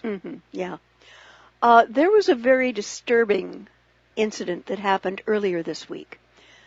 Henry Kissinger, everyone remember this guy? Oh, yes. Nobel Prize winner and war criminal all at the same time, just met with President Trump for the 3rd time, and it matters. It's a troubling indicator that something frightful could be headed our way. And CBS reported the meeting with Kissinger comes after the president has offered explosive foreign policy-related comments that has Washington waiting with bated breath. And last week, he alluded to the calm before the storm after a meeting with his military leaders, although there was no real clarity offered by the White House on this. And to those of you who are listening, I'm a little hoarse today. I'm sorry. I was yelling at singers last night, singing tenor. Do you want to clear your throat? Yes, for 1 Okay, all right. I'll keep talking so we don't have dead air. There we go. Okay, we're all. Okay, hopefully. Well, the Shry is still in the voice. All right. And Mr. Trump, Mr. President, has also said that 25 years of diplomacy with the North Korean regime has failed, and only one thing will work: fueling speculation over military action. And we've got this incessant saber-rattling against North Korea. And he's also derailed the JCPOA. He has also planned and has designated Iran's core fighting forces as terrorist entities, which could see both the Iranian Revolutionary Guard and Hezbollah on the receiving end of U.S. missiles in Syria. Well, he's already slapped sanctions all over them here. Yeah. Again, it is a very troubling indicator. But like I said earlier in the show, right now the federal government in Washington, D.C. is in a race to get a major war going before the economy implodes. Yeah. Because if the economy implodes and they don't have a war to blame it on, they don't have an enemy to blame it on, the American people are going to blame Wall Street and Washington, D.C. for the destroyed economy. And this is nothing new. The United States, every time it gets into a hideous economic mess, it gets into a world war to try and get out of it, or at least distract from it. Crash of 1907, I think it was, World War I. Crash of 1929, World War II, crash of 2008, and here we are on the brink. Now, we're going to do a quick little shout-out to our on-air affiliates who are just now rejoining our network. And getting on back to you, this idea of Trump saying diplomacy has failed. Well, diplomacy is supposed to be give and take. Yeah, it's a two-way street. It's a two-way street. Yeah. Diplomacy isn't going into somebody else's country and say, you start doing what we tell you to do. That's not diplomacy. And nobody's going to respond positively to that. But that's basically what Trump is saying. We're going to go to war against North Korea or Iran or Russia or China because they won't do what the U.S. tells them to do. Yeah.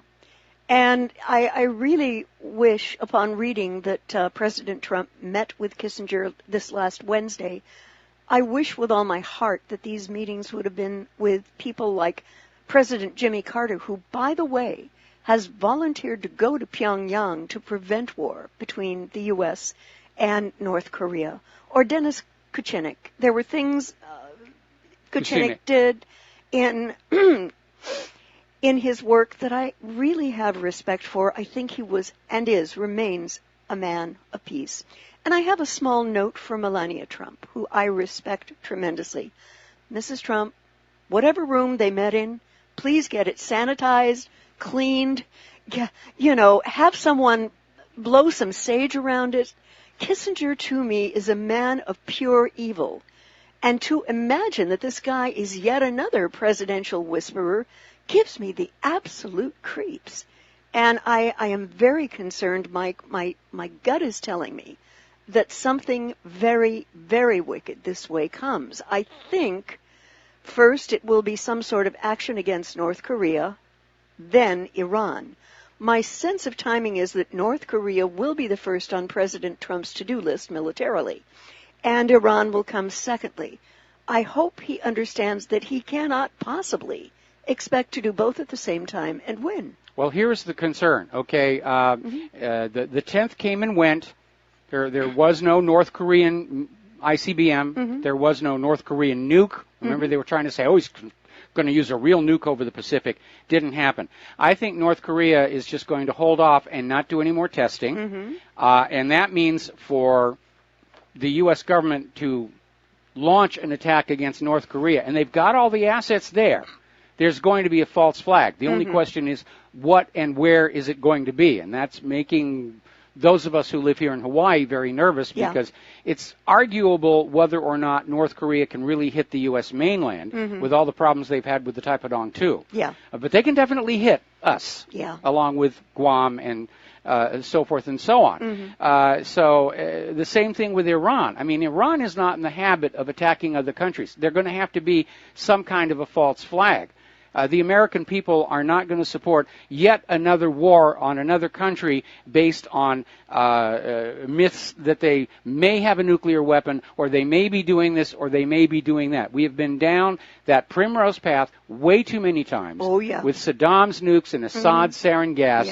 And as I said before, the U.S. government is desperate to get these wars going as quickly as they can. And yes, they may think they can go into North Korea and Iran at the same time, because what they want is a world war. Mm-hmm. Because they're absolutely convinced that if they can get a world war going, we, the American people, are going to forget all about the corruption, all about the abuse, the loss of our civil liberties. We'll throw a snappy salute at the flag, and we'll fling our money and our babies onto the designated enemy's bayonets. I don't think it's going to happen. It's a very different, much more skeptical American population than was the case for big mistake number 1 and big mistake number 2. Yeah, absolutely. There was something that kind of, raised the creep out factors when I read this. Apparently, Amazon and Walmart are looking at in-home and car delivery services, which will ultimately let police conduct warrantless searches in your home when you're not there. And recently, Walmart shocked privacy-conscious Americans by announcing they wanted customers to let Walmart employees inside their home. Walmart thinks Americans will be happy to let strange Uber and Lyft drivers inside their homes. And that'll happen after that new ice skating rink opens in the dark regions. Yeah. And their plan is users will place an order on Walmart's website for their groceries, which will dispatch a driver from Deliv, a Walmart-owned company that uses drivers on services like Uber and Lyft for the last mile, bringing it to your smart home. Homeowners will receive a notification that someone is in their home, a phone notification that it's happening, and if you want, you can watch the delivery in real time with your smartphone's home security camera system via the August app. You'll be in control of the experience the entire time. No way. The VP of E-commerce Strategy and Business Operations, Sloan Edelson, said, Mr. Edelson, what in the name of heaven are you thinking? Because will you be allowed to watch these deliveries when you're working, driving, knowing if your phone dies? The reasons this is a bad idea are too long to list, but hopefully he gets the idea. 2 days ago, Amazon shocked privacy-conscious Americans by announcing that they also want to deliver packages inside people's homes and cars. I mean, who wouldn't want to let two of the largest corporations in the world have access to your car and home? And I mean, what could possibly go wrong? And if you want to find out, you need to read Computer World's articles that describes how letting corporations in your home and car is one of the worst ideas ever. And among the things which can go wrong are obvious, like letting thieves delivery drivers case your home and your car. They could find out everything of value you have. Delivery drivers could easily plant drugs or weapons. And once a Walmart Amazon employee has been granted access to your home or car, all bets are off. And how long will it be before a delivery person maybe sees something suspicious and calls law enforcement in a customer's car or home and have it be searched? And the article ends with the phrase, if you think customer service bites now, just wait. It's about to get a whole lot worse. Well, absolutely would never, ever agree to that. There's a lot of stuff in our home that people who don't know what it is would say, ooh, that looks suspicious. And I'll give you a good example, is the machine that we made to make our own nano silver. Yeah. And it involves chemistry ware. And somebody could look at that and say, oh, they must be running a drug lab. And we're not. We're home brewing our own nano silver. And I don't need somebody from Amazon or Walmart coming into my home, ignorant of science, just saying, ooh, I think this is bad. Mm-hmm. This is ridiculous. This is going to fail. This is going to fail miserably. It's going to fail epically. The only way it's going to work are for people who are not necessarily working, but people who are not mobile. Yeah. This will actually be of benefit to people who are housebound for medical or age-related reasons. It's probably going to work for them. But then these people will be at home when the delivery shows up. But as you said, criminals can go to work as these drivers and case the home, see where all the valuables are, then come back late at night and steal something. And I'll give you a real-world example that we discovered happens all over the country, and it happens here in Hawaii, and that is that thieves will go to work for the car rental agencies that primarily focus on renting cars to the tourists to our island. And something probably a lot of you don't realize is the cars that are bought by these rental companies, they're dual key. There's an individual key which is given to the driver who's renting the car, but there's a master key, one single key that will open up every single car in that fleet. So a criminal goes to work for the rental agency, does a really good job. At some point, he's allowed access to that key. He makes a copy. Then he quits, and from then on, every time he sees a rental car from this company, he can just go right on into it. And we actually, some years ago, we learned about this the hard way. We were up on the North Shore, and there was this Japanese couple with like a brand new baby. Oh, the baby was just precious. Oh, well, all babies are precious. And they'd been at the beach. They didn't speak any English. I speak just a tiny smattering of Japanese from my work at Square USA. And there was absolutely no sign on the car. It was locked up. And all their stuff was gone. Camera gear, passports. You know, and so, criminals will go to work for these companies and take advantage of the situation. And what was so striking to me, we called their hotel, we explained their situation, we got them a place where they could go and reapply for their visas so they could get back home. Yes. And at the end of all of this, the dad of the little child hugged me and said thank you. And that's a very unusual expression of emotion for somebody from Japan. And I was touched and overwhelmed, and I was sad for them, but I was very glad that we were there and we were able to be proactive and help them. Because without a passport, not speaking the language, it was a mess. I mean, their vacation was destroyed. And they're dealing with all this with a brand new baby. It really was sad. Anyway, getting on back to the real news here. Okay, something that should be good news for the Middle East, but is not being allowed to. Fatah and Hamas have agreed to form a Palestinian unity government after years of deadlock, which saw the Fatah party of Palestinian President Mahmoud Abbas and Hamas, which controls Gaza, fail to reach any accord. The two parties have today signed a unity agreement in Cairo. This is a big thing, or should be a big thing. Well, it is a big thing, and Israel is just going to scream because for decades Israel has played this little game of funding an opposition government in the Palestinian territories. So that they can play this little game saying, we don't know who's in charge, therefore, who are we supposed to have peace talks with? We're not going to have peace talks. When Yasser Arafat and the PLO were there, believe it or not, Hamas was started by Israel's Shin Bet surface for this express purpose of interfering with PLO and having this little two government, we don't know who's in charge. Then when Arafat was assassinated, Hamas all of a sudden woke up and realized they were the government. And then as soon as that happened, all of a sudden Abbas shows up, and again, the speculation is that he was working for Israel, again, to keep the country divided under two rival governments. But if they're now signing this unity government, Israel's going to be in a panic. Oh, I will tell you a little bit about the degree, the panic, the excrement has hit the ventilation shaft in Israel with this deal. Okay, tell us. Earlier this year, Hamas amended its charter, notably severing ties with the Muslim Brotherhood, illegal in Egypt, Syria, and elsewhere, while acquiescing to Fatah's platform since the 1990s to accept a Palestinian state based on pre-1967 borders. Previously, Hamas argued for a restoration of Palestine from the Red Sea to the River Jordan, as Fatah did prior to signing the Oslo Accords in 1993. There is only one minor problem.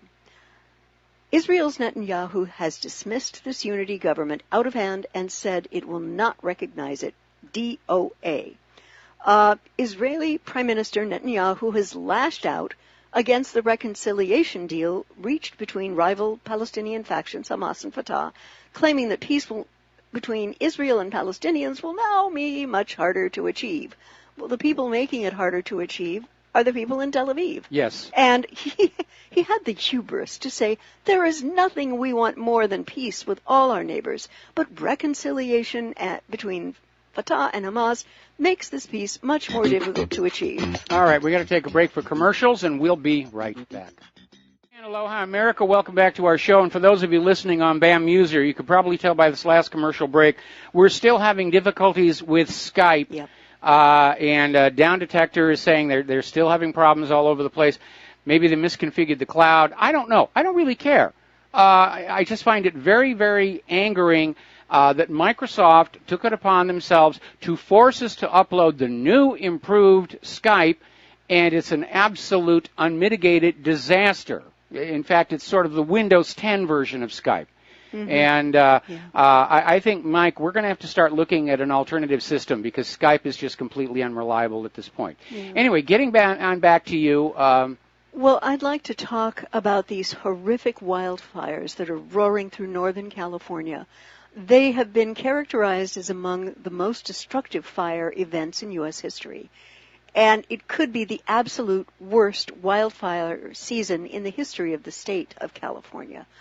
The fires have hit 250 square miles, and more than 3,500 homes and businesses have already been destroyed. Including 15 wineries. Yeah. Don't cry. The official death toll has risen to 21, but that's expected to rise dramatically because we have 600 missing persons reports that have been filed with the authorities, and the worst damage has been done in Napa and Sonoma counties.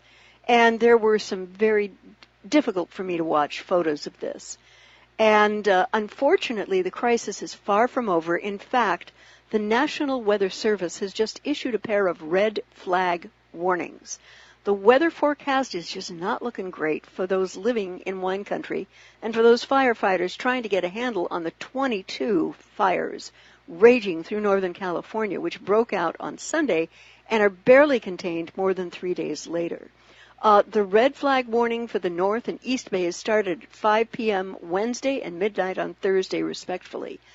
That means that winds can gust from 20 to 50 miles an hour in the higher elevation areas, fanning the flames down mountains and into the cities.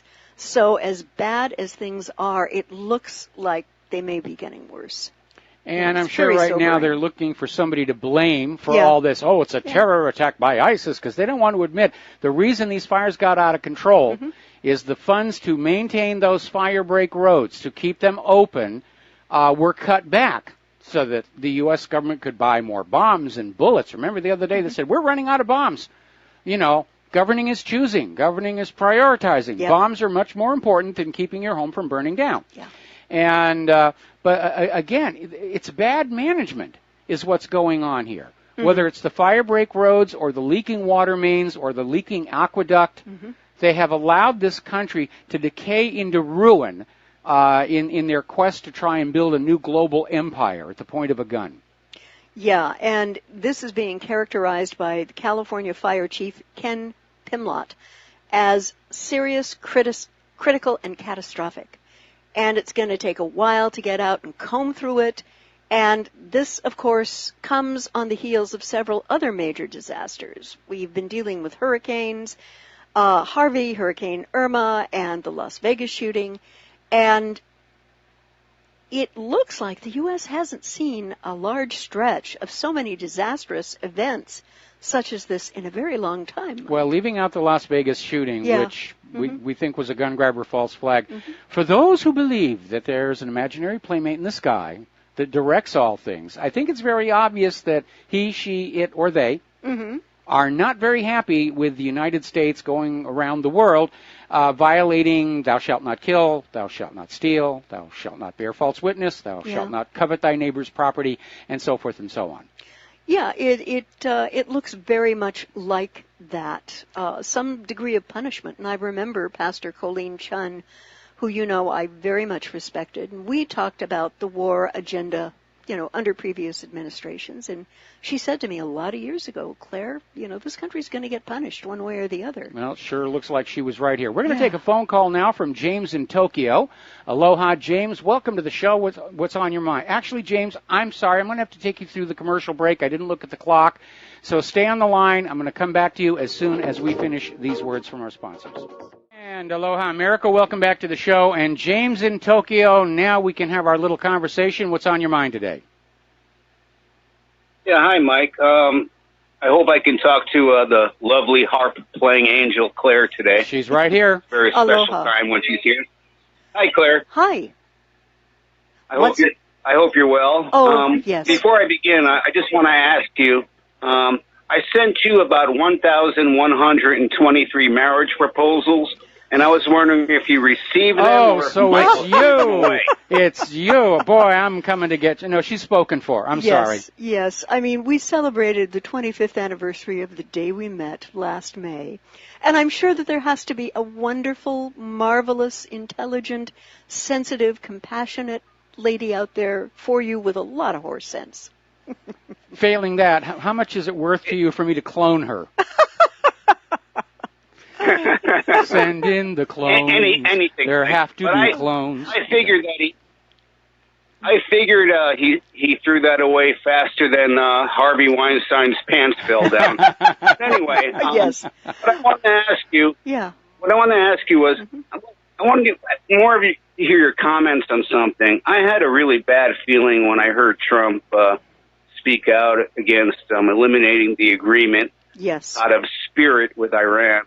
And, whatever that means. Really upset me, and it gave me a really bad feeling. I mean, I hate to think, like, although I live in Japan, I'm American, I love America, but, I don't blame Kim in North Korea for trying to develop weapons.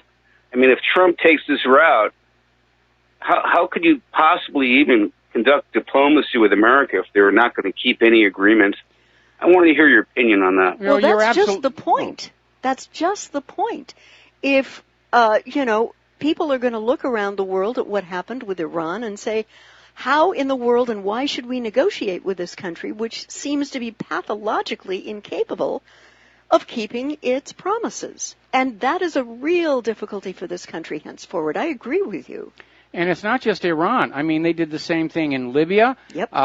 Give up your nuclear weapon program. We promise we won't invade you. Then they invaded. The same thing with Iraq. Give up your chemical weapons. We promise we won't invade you. Then they invaded. Same thing in Syria. Give up your sarin gas. We promise not to invade. They invaded. And now they're going to do the same thing with Iran. Yeah. Yeah. And I'm in Japan, and you're in Hawaii. Yeah. But I got to tell you, I actually kind of feel safer that North Korea has a nuclear weapon than if they didn't. Well, that would certainly be safe for the North Koreans, but again, as I said earlier in the program, my concern is it looks to me like Washington, D.C. is desperate to move this war agenda forward, and with North Korea seeming to be holding off any more nuclear or missile tests, that means there's going to have to be a false flag somewhere. Yeah. And just like us here in Hawaii, sadly, you there in Japan, you're within range of a potential false flag. Yeah. Absolutely. Anyway, both of you have a great weekend, and nice talking to you, Mike and Claire. Well, thank you very much for the phone call. Good speaking with you, too. And getting on back to the Weinstein situation, apparently they're now going to kick him out of the Academy of Motion Picture Arts and Sciences. So this thing is definitely not over, and it is a big stink, and it is going to harm the industry. Okay, but again, the industry has to bear responsibility for that. For not dealing with the situation in a timely manner. And we've got all these people coming forward saying, I'm sorry, I didn't say anything when it happened. I was afraid for my career, which I understand. Mm-hmm. Yeah. Okay. But at the same time, when you go along protecting a Jimmy Savile or Harvey Weinstein or David Begelman, sooner or later it's going to blow up in your face. Yep. There's going to be so many people who are so angry at the way they're being treated. And we're talking about over 20 years of this kind of abusive behavior. There's a lot of people still out there ready to come forward. No question about that. Yeah, I would agree. I would like to go to a very interesting court case that is demonstrating that the FBI, the Flubbing Bureau of Idiots. Yes, thank you. was behind the 2015 ISIS terror attack in Texas. Ooh, imagine my shock. Yeah, right, hello. We're still supporting ISIS all over the world, even in the Philippines, right? Yes. Yeah. And while questions remain as to whether the Federal Bureau of Investigation had prior knowledge of the Las Vegas shooting, nudge, nudge, wink, wink, the victim of another terrorist attack on U.S. soil is speaking out and attempting to hold the FBI accountable for the suffering he endured. In May 2015, 2 men opened fire outside of a provocative Dra Muhammad event in Garland, Texas. While the suspects were ultimately the only casualties, the attack is notable in that it became the first ISIS-claimed attack on American soil. It is also noticeable because of the close proximity between an FBI agent and one of the suspects, both before and during the attack. Bruce Joyner, a security guard who was shot and wounded after Elton Simpson and Nadir Sufi opened fire outside the event, is now suing the FBI for $8 million. He has filed a lawsuit claiming that FBI agents solicited, encouraged, directed, and aided members of ISIS in planning and carrying out the May 3 attack. Now, as the Washington Examiner noted, if Joyner does not reach a settlement with the Bureau, the case could shake loose hundreds of documents from both local and federal officials about what happened that day, and could answer the question as to why an FBI agent was in a car directly behind the attackers and did nothing as the events unfolded. Simpson gained the FBI's attention a few years before the attack as a Muslim who they saw as vulnerable to radicalization.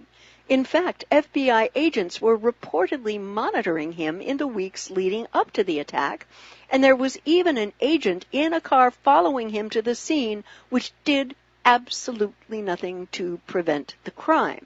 Now, according to a report from CBS News, court records reveal that the FBI agent who was in the car directly behind Simpson and Sufi during the attack had texted Simpson just weeks before with the message, "Tear up Texas," and he was even taking pictures of the car about 30 seconds before the first shots were fired. As soon as the suspects opened fire, the agent fled the scene. As the Free Thought Project reported, both local law enforcement and the FBI did not respond to warnings from a woman connected to Anonymous who cautioned that there was going to be an ISIS-inspired attack at the event just days before it happened. And the FBI helped the terrorists obtain a weapon that was used in the attack by lifting a hold during a background check, incited the terrorists to attack the Garland event, and even sent an agent to accompany the terrorists as they carried out the attack, the lawsuit states, according to a report from the Washington Examiner. The lawsuit also calls out former FBI Director James Comey. Now, where have we heard that name recently? Claiming that he worked to cover up the Bureau's prior knowledge of the threat posed by Simpson. In the aftermath of the attack, former FBI Director James Comey lied to the American people by claiming that Simpson was a needle in a haystack and was invisible to them. Even after it had come to light that an undercover FBI agent had been communicating extensively with the terrorists during the week prior to the event and had accompanied them as they had carried out the attack, the FBI continued to assert that there was no advance knowledge of a plot to attack the cartoon drawing contest. Now, what is going to happen? The issues alleged in this lawsuit could be explosive if the FBI is forced to acknowledge and respond, because in addition to the accusation that the Bureau's agents encouraged and directed the attack, the claim that agents lifted a hold during a background check in order to help Simpson and Sufi get the firearms they used, it's incredibly important. And it's a reminder that even if gun control measures requiring strict background checks become law, the FBI has the power to bypass them in order to service the agenda, which is not exactly an agenda at this moment that I can tell, that is to protect and serve the American people. No, it really isn't. And again, This is hardly an isolated incident. Yeah. Mm-hmm. There have been dozens and dozens of these cases where the headlines will proclaim terror attack, we've arrested the terrorists, and then the case will go to court. and it'll come on out that these so-called terror attacks were being engineered by the FBI using their undercover informants. And 3 to 6 months down the road, the judges will throw the cases out as obvious entrapment, and the media won't even report that. So again, it's all fakery and fraud, and it's a reminder that, yes, a lot of these so-called terror incidents, mass shooting incidents, they're manufactured propaganda to get the American people to go along with what the U.S. government wants, whether it's the gun grabber agenda, being afraid of ISIS, even as the U.S. government is aiding and abetting ISIS in Syria, and I would not be surprised if they try and blame those wildfires in California on ISIS, because you've got everybody over there in Syria, Russia, they're saying the U.S. is helping ISIS. And the U.S. needs to convince the American people, we would never help them. They're the bad guys. And so there's going to be something that's going to happen to remind us all that ISIS are the bad guys, and we shouldn't listen to anybody who says the U.S. government is aiding and abetting them. And I would like to turn my attention for a moment to social media. And, wow, talk about bitter and petty. Clinton aides are now ganging up on boyfriend of Harvey Weinstein accuser. Weinstein. Current and former aides to Hillary Clinton ganged up on Anthony Bourdain on Twitter after Bourdain criticized Clinton for her delayed response to the sexual harassment allegations against Harvey Weinstein. Clinton received criticism for initially staying silent after the New York Times reported last week that several women had accused Weinstein, the powerful Hollywood producer and Democratic megadonor, of sexual harassment, assault, and even rape. The New Yorker subsequently published a story detailing how the Italian actress Ambra Battaglia Gutierrez staged a sting operation with the police during which she secretly recorded Weinstein admitting he groped her and that he does so to other women often. Weinstein has donated thousands of dollars to Clinton throughout her political career. He maxed out donations to Clinton's failed 2016 presidential campaign and gave more than $30,000 to the Hillary Victory Fund, a joint fundraising committee between Clinton's campaign, the Democratic National Committee, and more than 30 state Democratic parties. The Victory Fund, there was a waste of money. Oh, yeah, and I mean, the nerve, the crust. I believe this Italian actress, if she said that Weinstein did what he did to her, I believe her.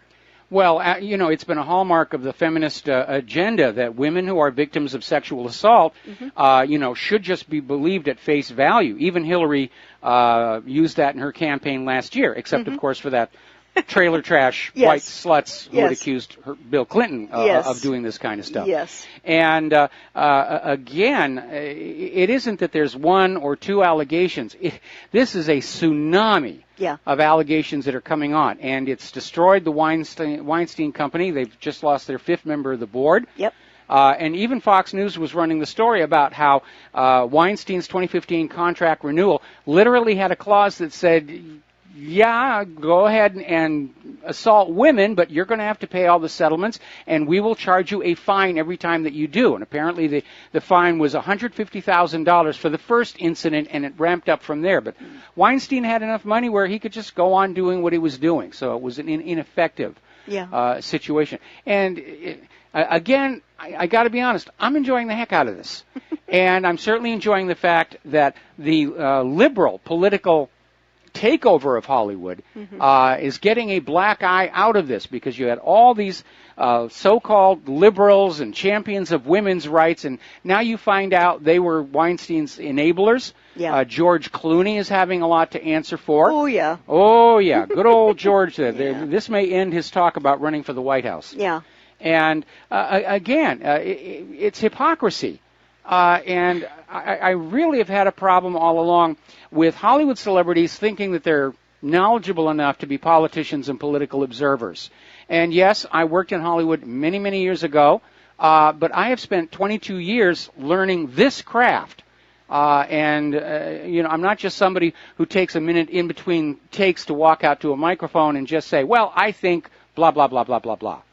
And NBC right now is having to deal with the reality that the reporter who broke this story to the New York Times works for NBC.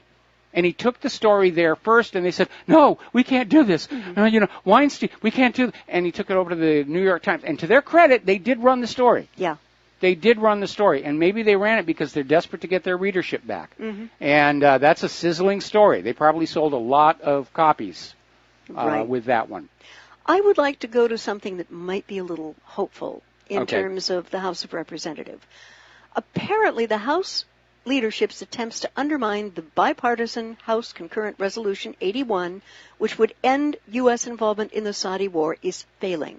On Wednesday, the House unanimously agreed to delay the vote on the resolution to November 2nd, and it directs President Trump to end all military participation in the Saudi war in Yemen immediately, pointing out that Congress has never authorized such an operation. Congress has sole discretion to make such a determination, and in over 2 years of war in Yemen, there's never been a vote. And while a lot of America's ongoing wars at present are not authorized under the War Powers Act, Yemen is a particularly glaring one because there isn't even a roundabout argument to be made to try to connect this to the vague AUMF on fighting al-Qaeda. Indeed, in fighting against the Shiite Houthis in Yemen, the Saudi-led war has greatly enhanced al-Qaeda's power in the country. Well, I'm glad to see that Congress is stretching their muscles on this one because that authorization for the use of military force, first of all, it was unconstitutional to begin with. Yeah. Because only Congress can declare a war. And it was never supposed to be a carte blanche, open-ended hunting license for several presidents, few presidents, to just go on out and start killing people all over the planet. It wasn't supposed to be a blank check, and I hope that this bill is passed when it's presented on the 2nd of November. Right now, to our listeners and viewers, we are colluding with Saudi war crimes in Yemen. And the images of assassinated children dying of malnutrition and cholera, which has proven to be really horrific, those images stay with me. They do. All right, we've got to take a break for commercials. We'll be back with the last segment of our program and a phone call after these few words. Aloha, America. Welcome back to our show here, last segment of our program today. And before we go to the phones here, just watching the corporate media, they're back to pushing this thing about how Cuba was using sonic weapons on our diplomats. This will not stand. So, like I said, they're desperate to get a major war going. And it looks like basically the U.S. is a dying empire. And my concern is they're going to take everybody else with them. Yeah. And Claire was saying she hopes they don't think they can go into North Korea and Iran at the same time. They may be getting ready to do North Korea and Iran and Cuba and who knows what all else, because none of this is making any sense. And you know what I was thinking about as I was putting together my talking points? Remember the film Wreck-It Ralph? Yes. When it comes to geopolitical world issues, unfortunately right now, I'm afraid, we have a Wreck-It Donald in the White House. Unfortunately we do. He's listening to his presidential whisperers. Yeah. And they all love war. War, it's fantastic. All right, we're going to go to the phones here. Larry in Los Angeles, aloha. Welcome to the show. What's on your mind? Yeah, that's Lenny in L.A., Mike, but I appreciate it. Listen, in regards to something you alluded to before you went to commercial, and you were saying that you wouldn't be surprised if they tried to blame the fires in Northern California on ISIS. Yeah. Well, I can already tell you that it's already in the works, be it the alternative media, i.e. the alternative propagandists, the ones who have sold their souls for 30 pieces of silver, and I will name them. Jeff Rentz was saying that ISIS was behind the Vegas thing, okay, and Alex Jones is saying that ISIS is behind the Northern California fires, or they could be behind the Northern California fires. I don't know how you got there, but I just want to back your play. Well, I'm sorry to see so many people in the independent media either drinking the Kool-Aid or, let's be blunt, selling out. Yeah. It is a dark time indeed. Anyway, Lenny, thanks an awful lot. We're going to let you go. We're almost at the end of the program. You had one more story you wanted to share with us. One more. Russia may be sending more Iskander missiles to Kaliningrad after the U.S. moves in moving missiles right on the border. Well, they moved in troops to within 100 miles. And Russia may send more Iskander tactical missiles to its Kaliningrad enclave in response to the latest U.S. action in the Baltics. The RIA news agency cited the head of the lower house of Parliament's Defense Committee, Vladimir Shamanov, on Thursday. And the Iskander can carry nuclear warheads. And as I mentioned earlier in the show, the U.S. putting those troops near the Russian border is a violation of the Russian NATO agreement that limits the number of troops either side can put along those borders. And so once again, the world is getting an object lesson that you simply cannot trust the U.S. government to keep any promises or agreements. And this is going to drive countries away from the United States. They can't do business here. They're afraid of hitting sanctions. This is going to drive more of the world into the Russian-Chinese sphere of influence. Everything the U.S. government is doing right now is ham-fisted, stupid, and flat-out wrong. And it's going to, unfortunately, end in a world war that the United States, I fear, is going to lose. Yeah, it's very dark out there. It is very dark, given the lack of training and discipline that we're seeing in the naval forces and so forth and so on. It's ugly. All right, there's the music. Time for us to get out of here. Claire and I are going to go play Harvey Weinstein, an aspiring actress. And the rest of you have a really good weekend. Stay tuned for John Stadmiller, and we'll be back on Monday here on the Republic Broadcasting Network. Have a good weekend. Aloha, America.